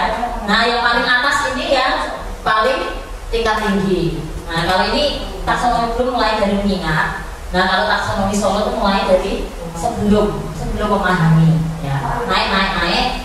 Kemudian pengalaman belajar PM di sini kita harus mengajarkan memahami, mengaplikasi, dan merefleksi. Maka tadi dijelaskan kita harus masuk dalam unistruktural supaya kita bisa menggiring siswa kita dalam proses memahami, lalu mengaplikasi, menghubungkan konsep, dan yang akhirnya merefleksi lebih mendalam, yaitu menerapkan dalam kehidupan sehari-hari. Nah, ini ya deskripsinya dan penerapan ide. Nah, ini belum memahami, mengingat kembali menjadi banyak ide, menghubungkan ide-ide dan memperluas dan menerapkan ide. Next, desain pembelajaran. Nah, di sini ada 4 ya. Yang pertama adalah praktik pedagogis. Apa itu praktik pedagogis? Strategi mengajar yang dipilih guru untuk mencapai tujuan belajar dan mencapai dimensi profil lulusan. Kemudian yang kedua, kemitraan pembelajaran. Kemitraan pembelajaran membentuk hubungan yang dinamis antara guru, peserta didik, orang tua, komunitas, dan mitra profesional. Yang ketiga, lingkungan pembelajaran. Lingkungan pembelajaran menekankan integrasi antara ruang fisik, ruang virtual, dan budaya belajar untuk mendukung pembelajaran mendalam. Dan yang keempat, pemanfaatan digital. Pemanfaatan teknologi digital juga memegang peran penting sebagai fasilitator untuk menciptakan pembelajaran yang lebih interaktif, kolaboratif, dan kontekstual. Nah, jadi ini yang ada dalam desain pembelajaran. Next, desain pembelajaran. Sudah ya, tadi kita lanjutkan saja. Next, nah yang ketiga, pengalaman belajar. Next, nilai memuliakan dalam, ya tadi sudah ya pengalaman, sekarang nilai memuliakan dalam pembelajaran mendalam. Penerapan pembelajaran mendalam wajib dijiwai dengan nilai saling memuliakan dari awal sampai akhir, dengan saling menghargai dan mengangkat martabat guru, murid, murid guru, dan murid-murid, dan mengakui potensi setiap peserta didik secara utuh. Kemudian saling memuliakan dapat diwujudkan dalam tindakan-tindakan berikut. Yang pertama, menghormati perbedaan, memberi ruang partisipasi aktif, membangun relasi yang hangat dan bermakna, mendorong siswa menyadari dan mengembangkan potensi terbaiknya, menggunakan bahasa verbal dan non-verbal yang baik, benar, dan sesuai. Nah, berikutnya next, prinsip pembelajaran mendalam. Nah, jadi kita harus hafal ya, maksudnya prinsip itu ada berkesadaran, bermakna, dan menggembirakan. Berkesadaran itu pengalaman belajar peserta didik yang diperoleh ketika mereka memiliki kesadaran untuk menjadi pembelajar yang aktif dan mampu meregulasi diri. Bermakna peserta didik dapat merasakan manfaat dan relevansi dalam hal-hal yang dipelajari untuk kehidupan sehari-hari. Kemudian menggembirakan, pembelajaran yang menggembirakan merupakan suasana belajar yang positif, menyenangkan, menantang, dan memotivasi. Next, prinsip berkesadaran. Nah, jadi ini macam-macamnya. Kenyamanan peserta didik dalam belajar. Kemudian fokus konsentrasi pada perhatian, kesadaran terhadap proses berpikir, kesempatan peserta didik untuk menentukan pilihan dan memiliki alasan atas pilihannya, keterlibatan peserta didik dalam mengembangkan strategi belajarnya, dan keterbukaan terhadap perspektif baru, keingintahuan terhadap pengetahuan dan pengalaman baru. Next. Nah, ini yang prinsip bermakna, yaitu kontekstual atau relevan dengan kehidupan nyata. Keterlibatan peserta didik berperan dalam pemecahan masalah. Terus keterkaitan dengan pengalaman sebelumnya, kebermanfaatan pengalaman belajar untuk diterapkan dalam konteks baru. Keterkaitan dengan bidang ilmu lain dan pembelajaran sepanjang hayat. Ya, next.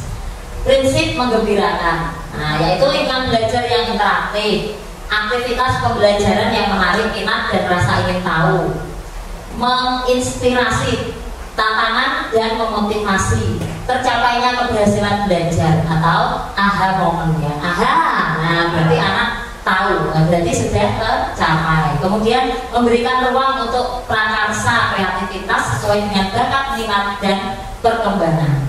Next. Bagaimana menerapkan prinsip pembelajaran mendalam dalam perencanaan? Ya, kita yang pertama berkesadaran diterapkan dengan merencanakan kegiatan yang memberikan kenyamanan peserta didik dalam belajar, fokus, konsentrasi, dan perhatian. Kemudian untuk yang bermakna diterapkan dengan merancang pembelajaran yang kontekstual, relevan dengan kehidupan nyata, terkait dengan pengalaman sebelumnya, kebermanfaatan ya pengalaman belajar untuk diterapkan dalam konteks baru. Kemudian menggembirakan diterapkan dengan memastikan bahwa proses pembelajaran berlangsung secara interaktif dengan aktivitas pembelajaran yang menarik, menginspirasi, menantang dan memotivasi serta menunjukkan keberhasilan belajar. Ya, next ya, pengalaman belajar dilakukan secara bertahap untuk mencapai level pembelajaran mendalam. Nah, jadi yang pertama pengetahuan esensial, pengetahuan aplikatif, pengetahuan nilai dan karakter itu ada dalam memahami. Kemudian yang kedua, pendalaman pengetahuan itu ada dalam mengaplikasi, dan regulasi diri ada dalam refleksi. Ya, terima kasih. Next. Kemudian pengalaman belajar. Nah, memahami. Ya, itu mengkonstruksi pengetahuan agar dapat memahami secara mendalam konsep atau materi dari berbagai sumber dan konteks. Next. Kemudian mengaplikasi, itu mengaplikasi pengetahuan dalam kehidupan secara kontekstual. Next. Merefleksi, tahap refleksi melibatkan regulasi diri sebagai kemampuan individu untuk mengelola proses belajarnya secara mandiri. Nah, next. Yang keempat adalah assessment. Asesmen pada awal pembelajaran, asesmen pada proses pembelajaran, dan asesmen pada akhir pembelajaran. Next. Nah, ini asesmen pada awal pembelajaran itu perlu direncanakan untuk mendapatkan bukti kesiapan belajar secara emosional dan mental, pengetahuan awal dan kebutuhan belajar murid, tuntutan capaian pembelajaran dalam kurikulum tingkat pemenuhan prasyarat dari CP. Jadi untuk awal ini mungkin contohnya kita bisa terapkan ya, bisa lewat pretest gitu. Tapi kalau setiap hari pretest kan ya bosan ya, bisa dikolaborasi mungkin dengan pertanyaan pemantik ya, supaya ini kita ini siswa ini sudah siap belum. Nah, kita beri pertanyaan pemantik. Atau kalau zaman saya dulu tuh begini, ada sebuah cerita narasi sebelumnya.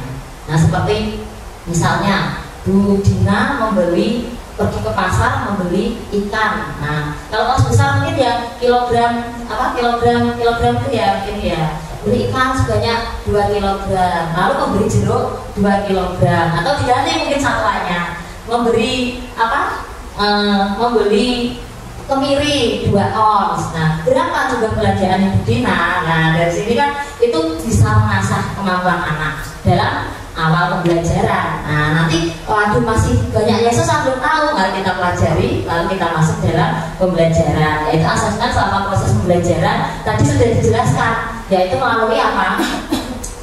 Yang dalam proses itu mungkin nanti diberikan di tengah-tengah bisa diberikan soal lagi, tidak apa-apa, atau nanti setelah akhir pembelajaran anak-anak diarahkan membuat peta konsep.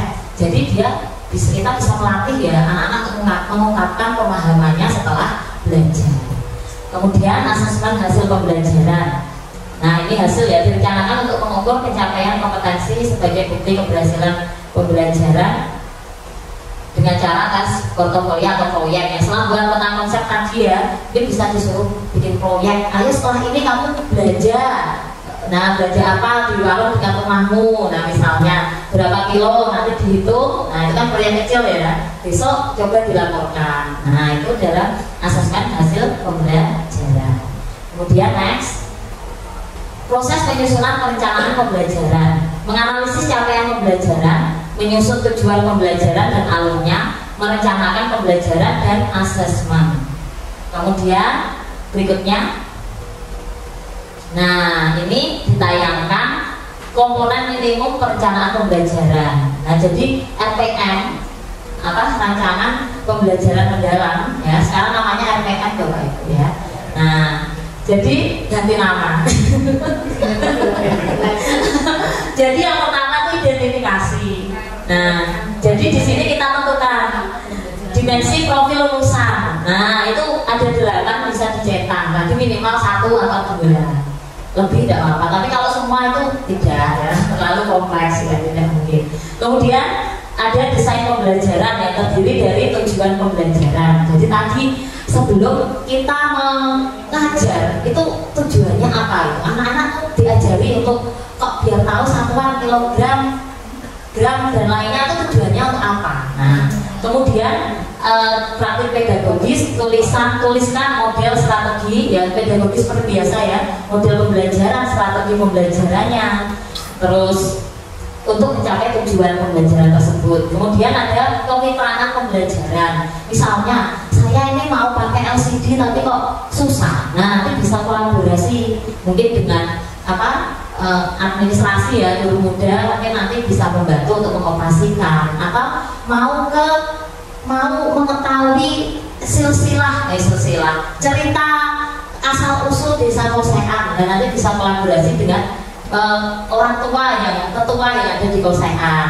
Atau kemarin tuh kelas 4 ada mata pelajaran ada materi itu tentang perbedaan kelurahan dan pedesaan. Nah, jadi nanti kita juga bisa misalnya balai desa itu seperti apa, mungkin dengan perangkat desa kita bisa kolaborasi untuk anak-anak mengunjungi ke balai desa itu ya. Nah, kemudian lingkungan belajar, jadi tuliskan lingkungan pembelajaran yang ingin dikembangkan dalam budaya belajar. Jadi ruang fisik atau ruang virtual. Jadi ini fisik di kelas atau virtual, mungkin zaman dulu COVID ya, virtual lewat Zoom atau lewat ya WA, Google Meet gitu.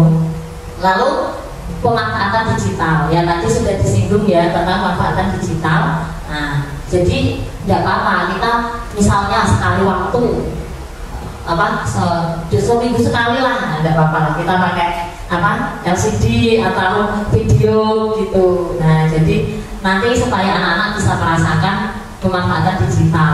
Next, pengalaman belajar. Nah, ini masuk dalam langkah-langkah pembelajaran. Jadi langkah-langkah pembelajaran itu harus memenuhi unsur pengalaman belajar. Yang pertama, memahami, lalu mengaplikasi dan merefleksi. Dan yang terakhir adalah asesmen pembelajaran. Tadi ada asesmen awal, asesmen saat pembelajaran berlangsung, dan saat akhir. Ya, next. Oh, sudah selesai. Wah, tidak terasa ya. Nah, demikian presentasi ya, demikian diseminasi dari saya tentang modul 5, yaitu perencanaan pembelajaran. Selamat pagi Bapak Ibu guru hebat. Apa kabar hari ini? Luar biasa, semangat ya. Nah, sebelum kita memulai diseminasi hari ini, mari kita ice breaking dahulu ya. Nah, mari Bapak Ibu guru kita berdiri. Ya, kita akan tepuk apa ini? Tepuk cinta. Ya boleh tepuk cinta ya. Nah biar semangat. Ya kita mulai ya. 1, 2, 3. Tepuk cinta. Cinta kecil, cinta sedang, cinta besar, cinta PM. Ya tepuk tangan. Luar biasa ya. Mulai mencintai PM. Nah kalau kemarin kita ya silakan duduk kembali ya.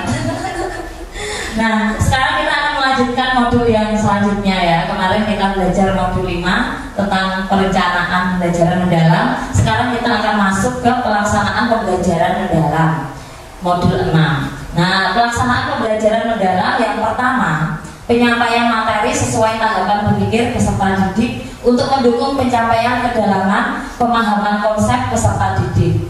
Model-model atau strategi pembelajaran yang ada dapat digunakan dengan prinsip pembelajaran berkesadaran, bermakna, dan menggembirakan. Kemudian penerapan pembelajaran bermakna dengan pemanfaatan lingkungan sekitar, seperti pemanfaatan lingkungan sekolah, lingkungan alam sekitar, lingkungan sosial, dan sebagainya. Kemudian prinsip yang keempat, prinsip pembelajaran berkesadaran, bermakna, dan menggembirakan dapat berada dalam beberapa kegiatan pembelajaran, tidak harus berurutan dan atau simultan. Kemudian yang kelima, pengalaman belajar, yaitu memahami, mengaplikasi, dan merefleksi dilaksanakan dengan langkah-langkah pembelajaran yang sesuai dengan konteks dan kondisi pembelajaran serta inovasi guru. Kemudian yang keenam, sintak atau langkah-langkah pembelajaran pada model-model atau strategi pembelajaran yang ada dapat diadaptasi sesuai pengalaman belajar, memahami, mengaplikasi, dan merefleksi. Yang ketujuh, pengalaman belajar, memahami, mengaplikasi, dan merefleksi dilakukan dalam beberapa langkah pembelajaran yang pelaksanaannya disesuaikan dengan konteks dan kondisi pembelajaran. Next, yang kedelapan, pengalaman belajar melalui olah pikir, olah hati, olah rasa, dan olahraga adalah pengembangan diri yang holistik dan integratif yang mencakup aspek intelektual, sosio-emosional, spiritual, dan fisik. Yang kesembilan, topik pembelajaran dikaitkan dengan lintas ilmu atau multi interdisiplin atau terkait dengan bidang ilmu atau mata pelajaran yang dipelajari peserta didik. Yang kesepuluh, penerapan pembelajaran mendalam disesuaikan dengan karakteristik masing-masing mata pelajaran. Yang ke-11, kemitraan yang melibatkan berbagai pihak baik lingkungan sekolah, luar sekolah, dan masyarakat untuk mendukung pembelajaran mendalam. Yang ke-12, lingkungan pembelajaran diciptakan merupakan integrasi ruang fisik, ruang virtual, dan budaya belajar untuk mendukung pembelajaran mendalam. Yang ke-13, pemanfaatan teknologi digital akan menguatkan pembelajaran mendalam pada perencanaan, pelaksanaan, dan asesmen pembelajaran. Asesmen yang ke-14, asesmen menggunakan asesmen as learning, asesmen for learning, dan asesmen of learning pada PM menekankan pentingnya umpan balik dan asesmen otentik. Ya, next. Contoh, ini pelaksanaan pembelajaran mendalam pada mata pelajaran agama, pendidikan Pancasila, dan matematika. Nah, jadi pada pembelajaran agama yang berfokus pada pengembangan spiritual, karakter, akhlak, dan atau moral melalui penanaman keyakinan dan nilai agama serta penerapannya dalam kehidupan sehari-hari. Contoh, experiential learning yang mengajarkan nilai-nilai agama melalui kehidupan sehari-hari. Nah, kemudian pendidikan Pancasila, pembelajaran yang membentuk peserta didik menjadi warga negara yang baik, bertanggung jawab, memiliki kesadaran terhadap hak serta kewajibannya dalam kehidupan berbangsa dan bernegara, dan mampu berpartisipasi dalam kehidupan bermasyarakat. Contoh, studi kasus yang memberikan peserta didik untuk menyelesaikan permasalahan pada isu sosial, politik, atau hukum dengan mencari solusi berdasarkan prinsip demokrasi dan Pancasila. Kemudian matematika, pembelajaran yang mengembangkan pola pikir logis, pemecahan masalah, dan keterampilan analitis dan komputatif ya. Contoh pembelajaran berbasis masalah yang memberikan peluang peserta didik untuk memecahkan masalah nyata seperti komposisi dan nilai kalori makanan bergizi dengan menggunakan konsep proporsi, presentase, dan pengukuran untuk makanan sehat dan bergizi. Next, nah Ini ada contoh lagi. PM pada mata pelajaran bahasa, IPA, dan ilmu sosial. Nah, dalam bahasa, pembelajaran yang mengembangkan keterampilan komunikasi, pemahaman teks, berpikir kritis, ekspresi, dan gagasan, pemahaman budaya. Contohnya pembelajaran yang berbasis inquiry. Berbasis inquiry ini yang memberikan kesempatan peserta didik mengeksplorasi bahasa dengan mengumpulkan, mengolah, dan mengevaluasi informasi terkait permasalahan sosial di masyarakat untuk mendapatkan pengetahuan baru. Kemudian IPA, ini masih IPA ya, sekarang IPAS. Oh ya, IPAS ya digabung. Ini masih dipisah, yaitu pembelajaran yang fokus pada pemahaman tentang alam semesta, fenomena alam, dan prinsip ilmiah untuk mengembangkan pengetahuan keterampilan berpikir ilmiah, bekerja ilmiah, serta sikap peduli terhadap lingkungan. Contoh pembelajaran berbasis proyek. Jadi ini kalau IPA ini cocoknya memproyek ya, dengan memberikan pengalaman kepada peserta didik untuk membuat proyek energi terbarukan atau mengatasi permasalahan lingkungan. Kemudian ilmu sosial, pembelajaran yang menekankan pada kehidupan sosial, interaksi manusia, dan dinamika masyarakat untuk membentuk wawasan kebangsaan serta keterampilan berpikir kritis. Contoh pembelajaran kontekstual dengan membandingkan nilai-nilai dan permasalahan pasar modern dan pasar tradisional pada sudut pandang sosial dan ekonomi dan memberikan solusi permasalahan tersebut. Next. Contoh pelaksanaan pembelajaran mendalam. Nah, keterkaitan pengalaman belajar, prinsip pembelajaran, dan adaptasi model pembelajaran inquiry. Memahami, berkesadaran, bermakna. Yang pertama itu orientasi. Guru memberikan stimulus untuk membangkitkan rasa ingin tahu peserta didik dan mulai mengidentifikasi topik yang akan dieksplorasi. Terus yang kedua, merumuskan masalah. Peserta didik mengidentifikasi dan merumuskan pertanyaan yang akan dijawab, dan dalam proses inquiry dan guru membimbing peserta didik untuk menyusun hipotesis atau dugaan awal. Nah, itu yang memahami lalu mengaplikasi ya, atau bermakna dan menggunakan. Tiga, pengumpulan data.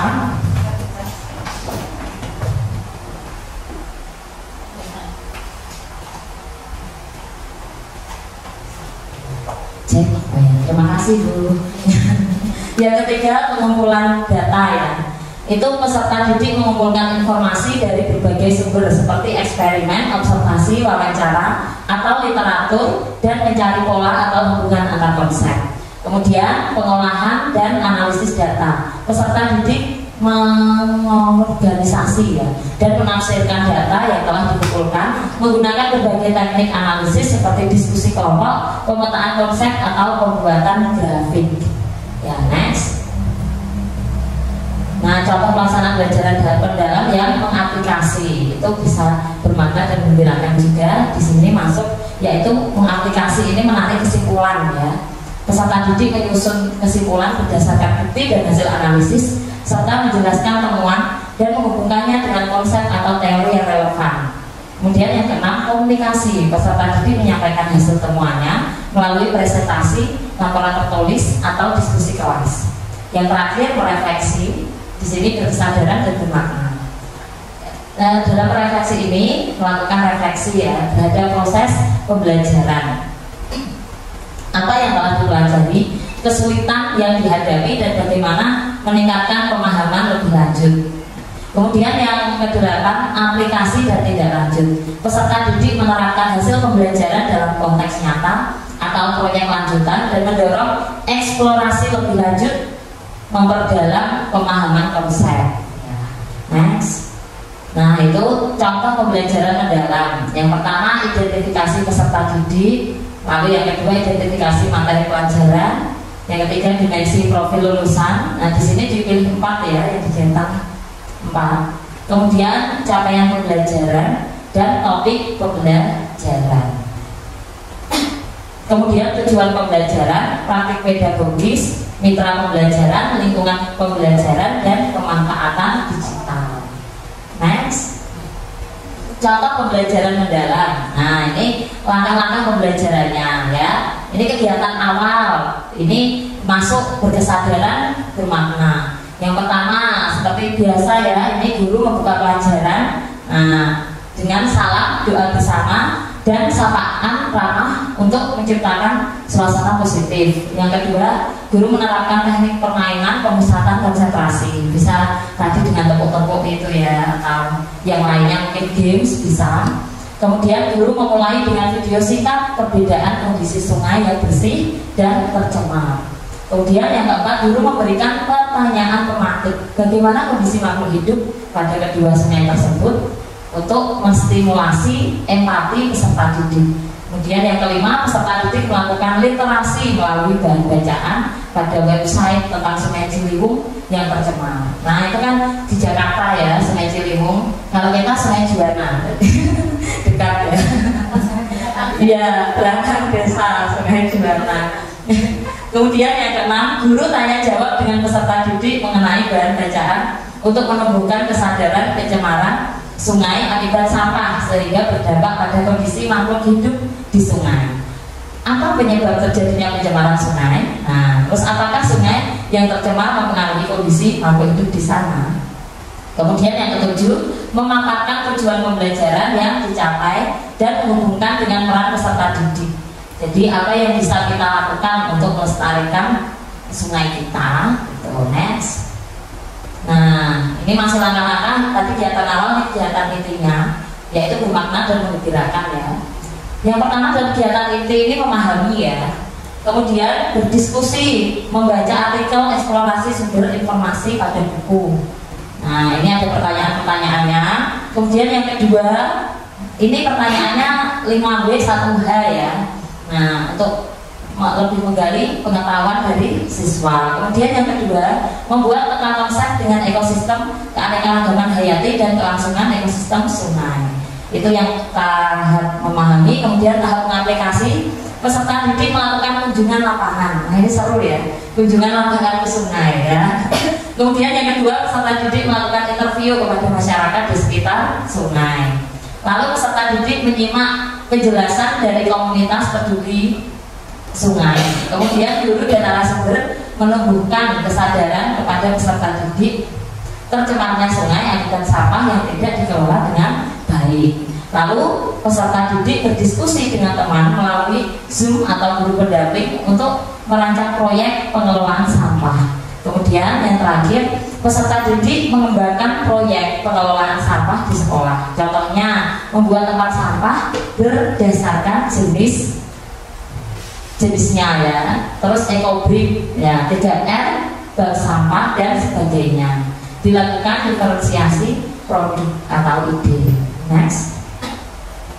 Ini masih pembelajaran inti bermakna dan menggembirakan dalam tahap merefleksi ya.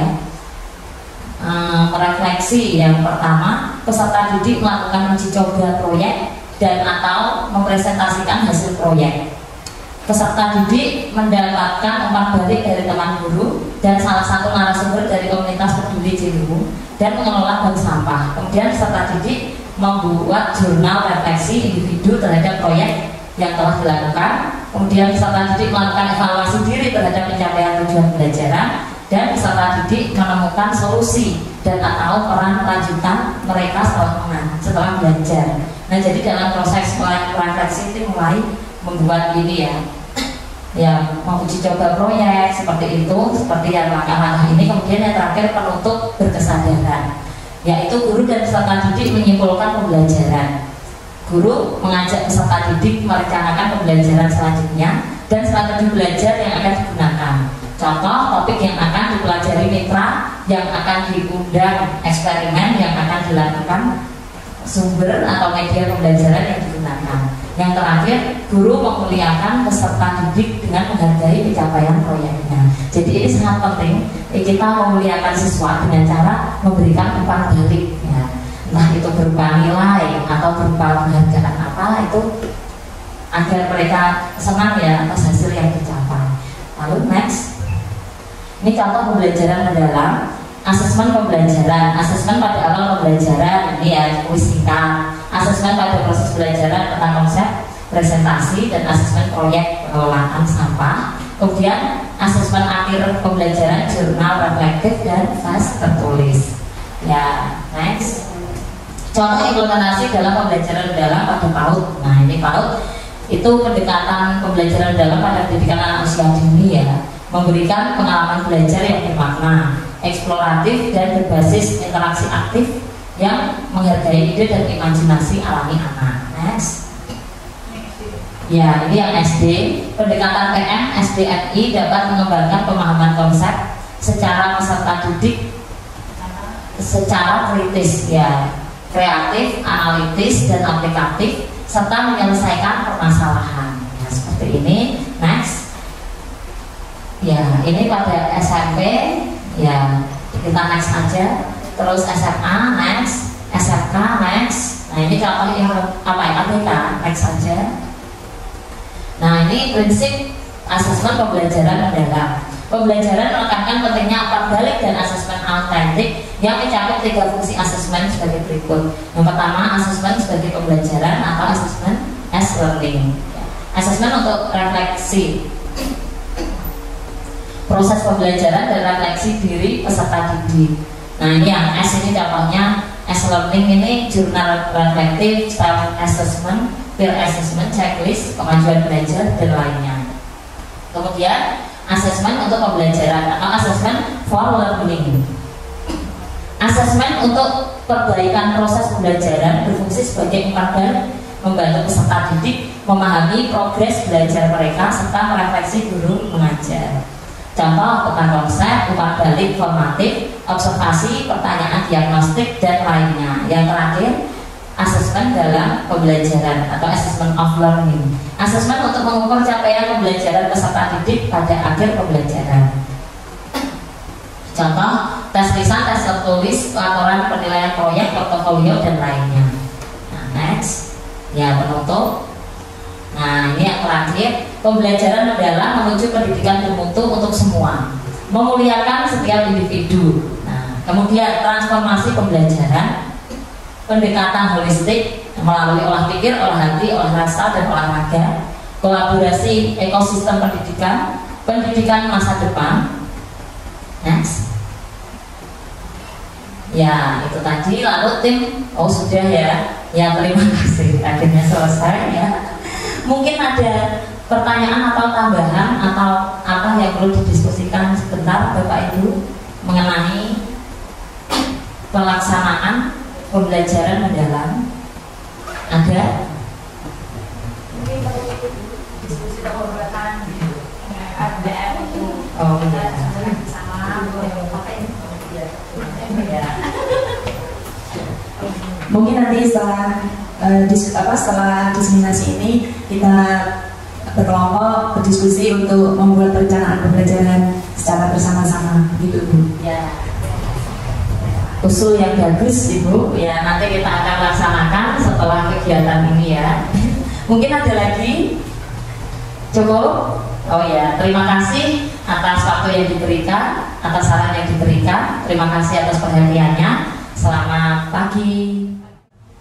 Assalamualaikum warahmatullahi wabarakatuh.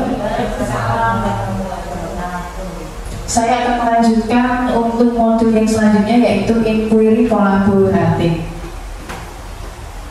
Langsung saja ya, oke. Di sini ada pengertian inquiry kolaboratif, menjelaskan konsep dasar, prinsip dan nilai-nilai yang mendasari inquiry tersebut dalam konteks peningkatan pembelajaran. Yang kedua, siklus inquiry kolaboratif menguraikan 4 tahap, yaitu assess, design, implement, dan measure atau reflect atau check, serta bagaimana setiap tahap dijalankan secara berkelanjutan dan berbasis pengalaman nyata di kelas. Yang ketiga yaitu nanti ada penerapan inquiry kolaboratif untuk mengintegrasikan strategi dialog terbuka antara guru dan pemangku kepentingan lainnya melalui dialog terbuka. Guru dapat berbagi ide, tantangan, dan refleksi yang memungkinkan perbaikan dalam proses pengajaran. Selain itu, refleksi berbasis data membantu untuk menganalisis kekuatan dan kelemahan pembelajaran yang telah diterapkan, sehingga memungkinkan penyesuaian strategi yang lebih tepat. Nah, di sini kita perjelas lagi bahwa inquiry itu adalah sebuah pendekatan berbasis tim, yang lain juga kolaboratif atau kolaborasi, yang memungkinkan guru untuk bekerja sama dalam mengidentifikasi tantangan di kelas, merancang strategi pembelajaran, dan berkelanjutan merefleksi serta menyempurnakan praktek pengajaran. Pendekatan ini bersifat reflektif dan berbasis data, berfokus pada proses kolaboratif yang tidak hanya bertujuan meningkatkan hasil belajar, tetapi juga mengembangkan profesionalisme guru melalui analisis data dan perbaikan strategi pembelajaran secara bersama-sama. Nah, menurut Quinn dan kawan-kawannya di tahun 2020, inquiry itu adalah suatu proses terstruktur yang memungkinkan guru untuk bekerja sama dalam rangka satu, mengidentifikasi tantangan nyata di kelas, baik yang bersifat akademis maupun yang non-akademis. Yang kedua, yaitu mendesain strategi pembelajaran yang tepat dan sesuai dengan kebutuhan murid. Dan ketiga, menerapkan strategi tersebut sambil melakukan refleksi terhadap penerapannya untuk kemudian menyempurnakan praktek pengajaran yang ada. Inquiry kolaboratif adalah sebuah siklus yang berfokus pada 4 komponen. Yang seperti tadi ada asas, ada desain, ada implement, measure, reflect, and change. Dalam siklus ini, guru tidak hanya mengandalkan pengalaman pribadi, tetapi juga bekerja dengan pemimpin sekolah dan pemangku kepentingan lainnya untuk menghasilkan tindakan yang lebih berbasis data dan bukti nyata. Nah, di sini ada prinsip inquiry kolaboratif. Yang pertama adalah berbasis data dan bukti. Setiap keputusan dalam inquiry kolaboratif didasarkan pada data nyata yang diambil dari hasil pengamatan di kelas. Yang kedua, kolaborasi yang setara dan bermakna. Dalam inquiry kolaboratif, semua peserta, guru, kepala sekolah, orang tua murid atau mitra pendidikan berpartisipasi memberikan masukan berharga. Yang ketiga, budaya profesional dan terbuka dan reflektif. Inquiry kolaboratif mendorong guru untuk terus melakukan refleksi mendalam terhadap praktek pengajaran mereka. Setiap fase dalam siklus inquiry melibatkan pertanyaan reflektif yang kritis. Yang keempat adalah terstruktur tetapi fleksibel. Nah, meskipun mengikuti siklus yang sistematis, harus ada tahapannya, yaitu ada asas, desain, implement, measure, atau reflect, atau check. Inquiry kolaboratif tetap harus fleksibel di dalamnya itu. 5. Fokus pada pembelajaran dan hasil murid. Semua kegiatan inquiry diarahkan untuk memastikan bahwa murid benar-benar belajar secara mendalam, bukan hanya diajari. Hal ini menuntut adanya fokus yang jelas pada tujuan pembelajaran dan hasil yang terukur. Yang keenam, pembelajaran berkelanjutan di tempat kerja. Nah, kita sebagai guru harus profesional agar itu sesuatu yang efektif terjadi melalui kerjasama, bukan hanya melalui pelatihan formal, melainkan pembelajaran berkelanjutan yang dilakukan bersama-sama. 7. Kontekstual dan responsif. Inquiry kolaboratif tidak hanya berfokus pada perubahan permukaan, tetapi juga pada transformasi yang bermakna. Lanjut. Nah, di sini ada nilai-nilai dalam melakukan inquiry kolaboratif. Yang pertama adalah kepercayaan, hormat dan memuliakan antar anggota tim. Kepercayaan menjadi fondasi utama dalam inquiry kolaboratif, di mana setiap anggota tim merasa yakin bahwa pendapat dan kontribusinya akan diterima dengan baik tanpa penilaian negatif. Yang kedua yaitu keterbukaan dan kejujuran dalam berbagi pengalaman dan tantangan. Keterbukaan dan kejujuran menjadi kunci agar proses inquiry berjalan dengan baik. 3. Yaitu komitmen untuk perbaikan berkelanjutan. Inquiry kolaboratif bukanlah kegiatan sekali jadi, melainkan proses yang berkelanjutan. 4. Kesetaraan dan keterlibatan semua pihak. Nilai kesetaraan memastikan bahwa setiap anggota tim memiliki kesempatan yang sama untuk berkontribusi dalam diskusi dan pengambilan keputusan.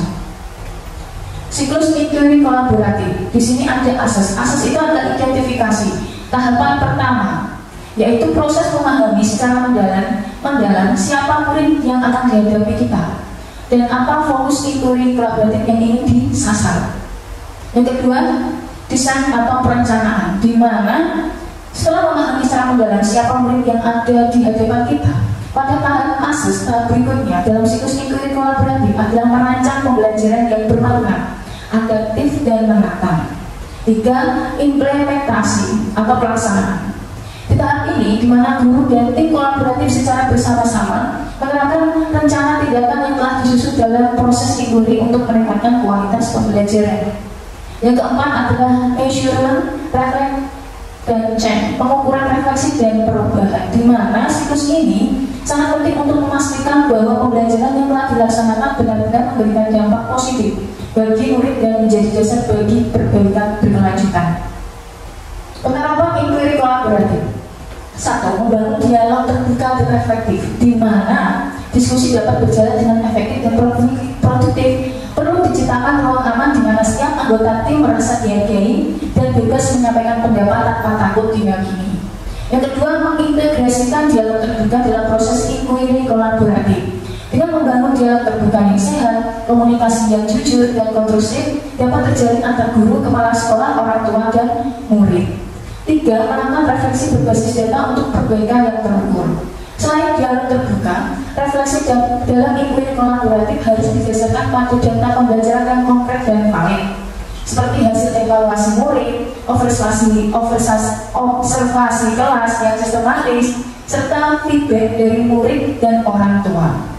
4. Panduan diskusi reflektif tim inquiry. Agar proses dialog dan refleksi berjalan lancar, serta membangun dan dalam penggunaan bahasa yang tepat sangat penting. Nah, di sini ada kasus penerapan inquiry kolaboratif di sekolah. Pada kasus ini, salah satu SD di daerah pesisir Jawa Tengah menghadapi tantangan pembelajaran yang cukup kompleks pada materi IPA tentang banjir. Sekolah ini memiliki murid yang berasal dari lingkungan yang sering terdampak banjir, sehingga materi tersebut sangat relevan dengan kehidupan sehari-hari mereka.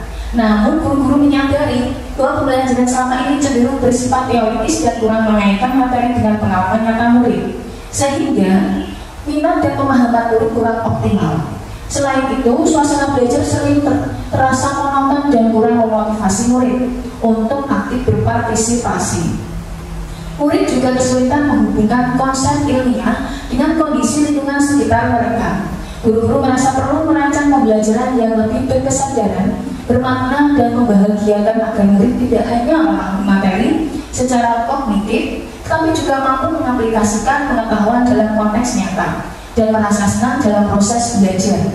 Menyadari hal tersebut, beberapa guru IPA, bahasa Indonesia, dan guru pendamping lainnya berinisiatif melakukan inquiry kolaboratif, di mana mereka mulai dengan mengidentifikasi kebutuhan murid dan konteks lingkungan melalui observasi dan diskusi bersama kepala sekolah serta wali kelas. Bersama-sama, mereka merancang pembelajaran terpadu yang mengajak murid melakukan penelitian sederhana tentang penyebab dan dampak banjir di lingkungan sekitar, serta merancang solusi pencegahan yang kreatif dan aplikatif. Nah, di sini ada contohnya dari cerita tadi. Jadi cerita tadi, kasus tadi ya. Di sini ada perencanaan dalam melakukan inquiry kolaboratif. Nah, ada asas yaitu identifikasi, ada desain perencanaan. Di mana tahap ini langsung dialihkan ke diskusinya.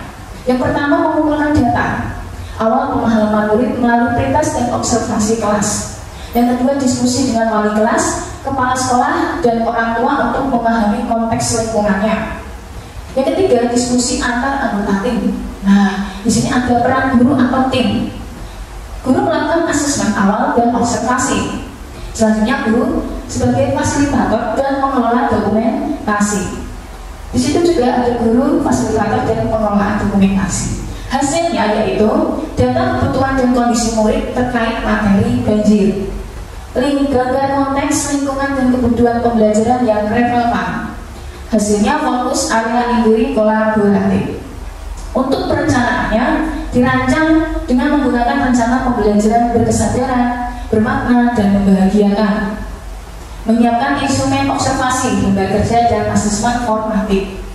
Peran guru yaitu sebagai fasilitator dan pengelolaan dokumentasi. Hasil atau outputnya rencana pembelajaran lengkap dengan tahapan dan alat evaluasi. Yang kedua, instrumen mendukung pelaksanaan dan evaluasi pembelajaran. Maju.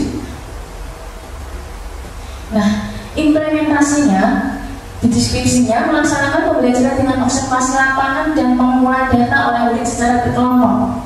Yang kedua, yaitu murid membuat produk kreatif seperti poster, presentasi berdasarkan hasil inquiry. Yang ketiga, diskusi terbuka antar anggota tim untuk evaluasi proses pembelajaran, di mana peran guru atau tim sebagai pengajar, pengamat, dan pengolah dokumentasi. Hasil outputnya data lapangan dari hasil pengamatan proses pembelajaran. Yang kedua, produk pembelajaran yang bermakna dan memotivasi murid. Yang ketiga, perbaikan dan penyesuaian strategi pembelajaran secara real time. Selanjutnya, tahapannya adalah measurement, reflect, dan change, di mana mengumpulkan data asesmen formatif dan produk murid. Peran guru masih sama, mengolah dokumentasi. Hasil outputnya pemahaman mendalam tentang keberhasilan dan tantangan pembelajaran. Nah, ini masih tahap measurement, reflect, dan change tadi. Lakukan diskusi reflektif pada ruang diskusi dengan pertanyaan kunci. Mendokumentasikan hasil refleksi dan perubahan yang direncanakan. Peran guru sebagai fasilitator dan pengelolaan dokumentasi. Hasilnya, rencana tidak lanjut dan perbaikan untuk siklus pembelajaran berikutnya. 2. Dokumentasi pengembangan profesional guru dan peningkatan mutu pembelajaran berkelanjutan. Nah, itu tahap-tahapannya dalam kasus tadi. Sekian dan terima kasih.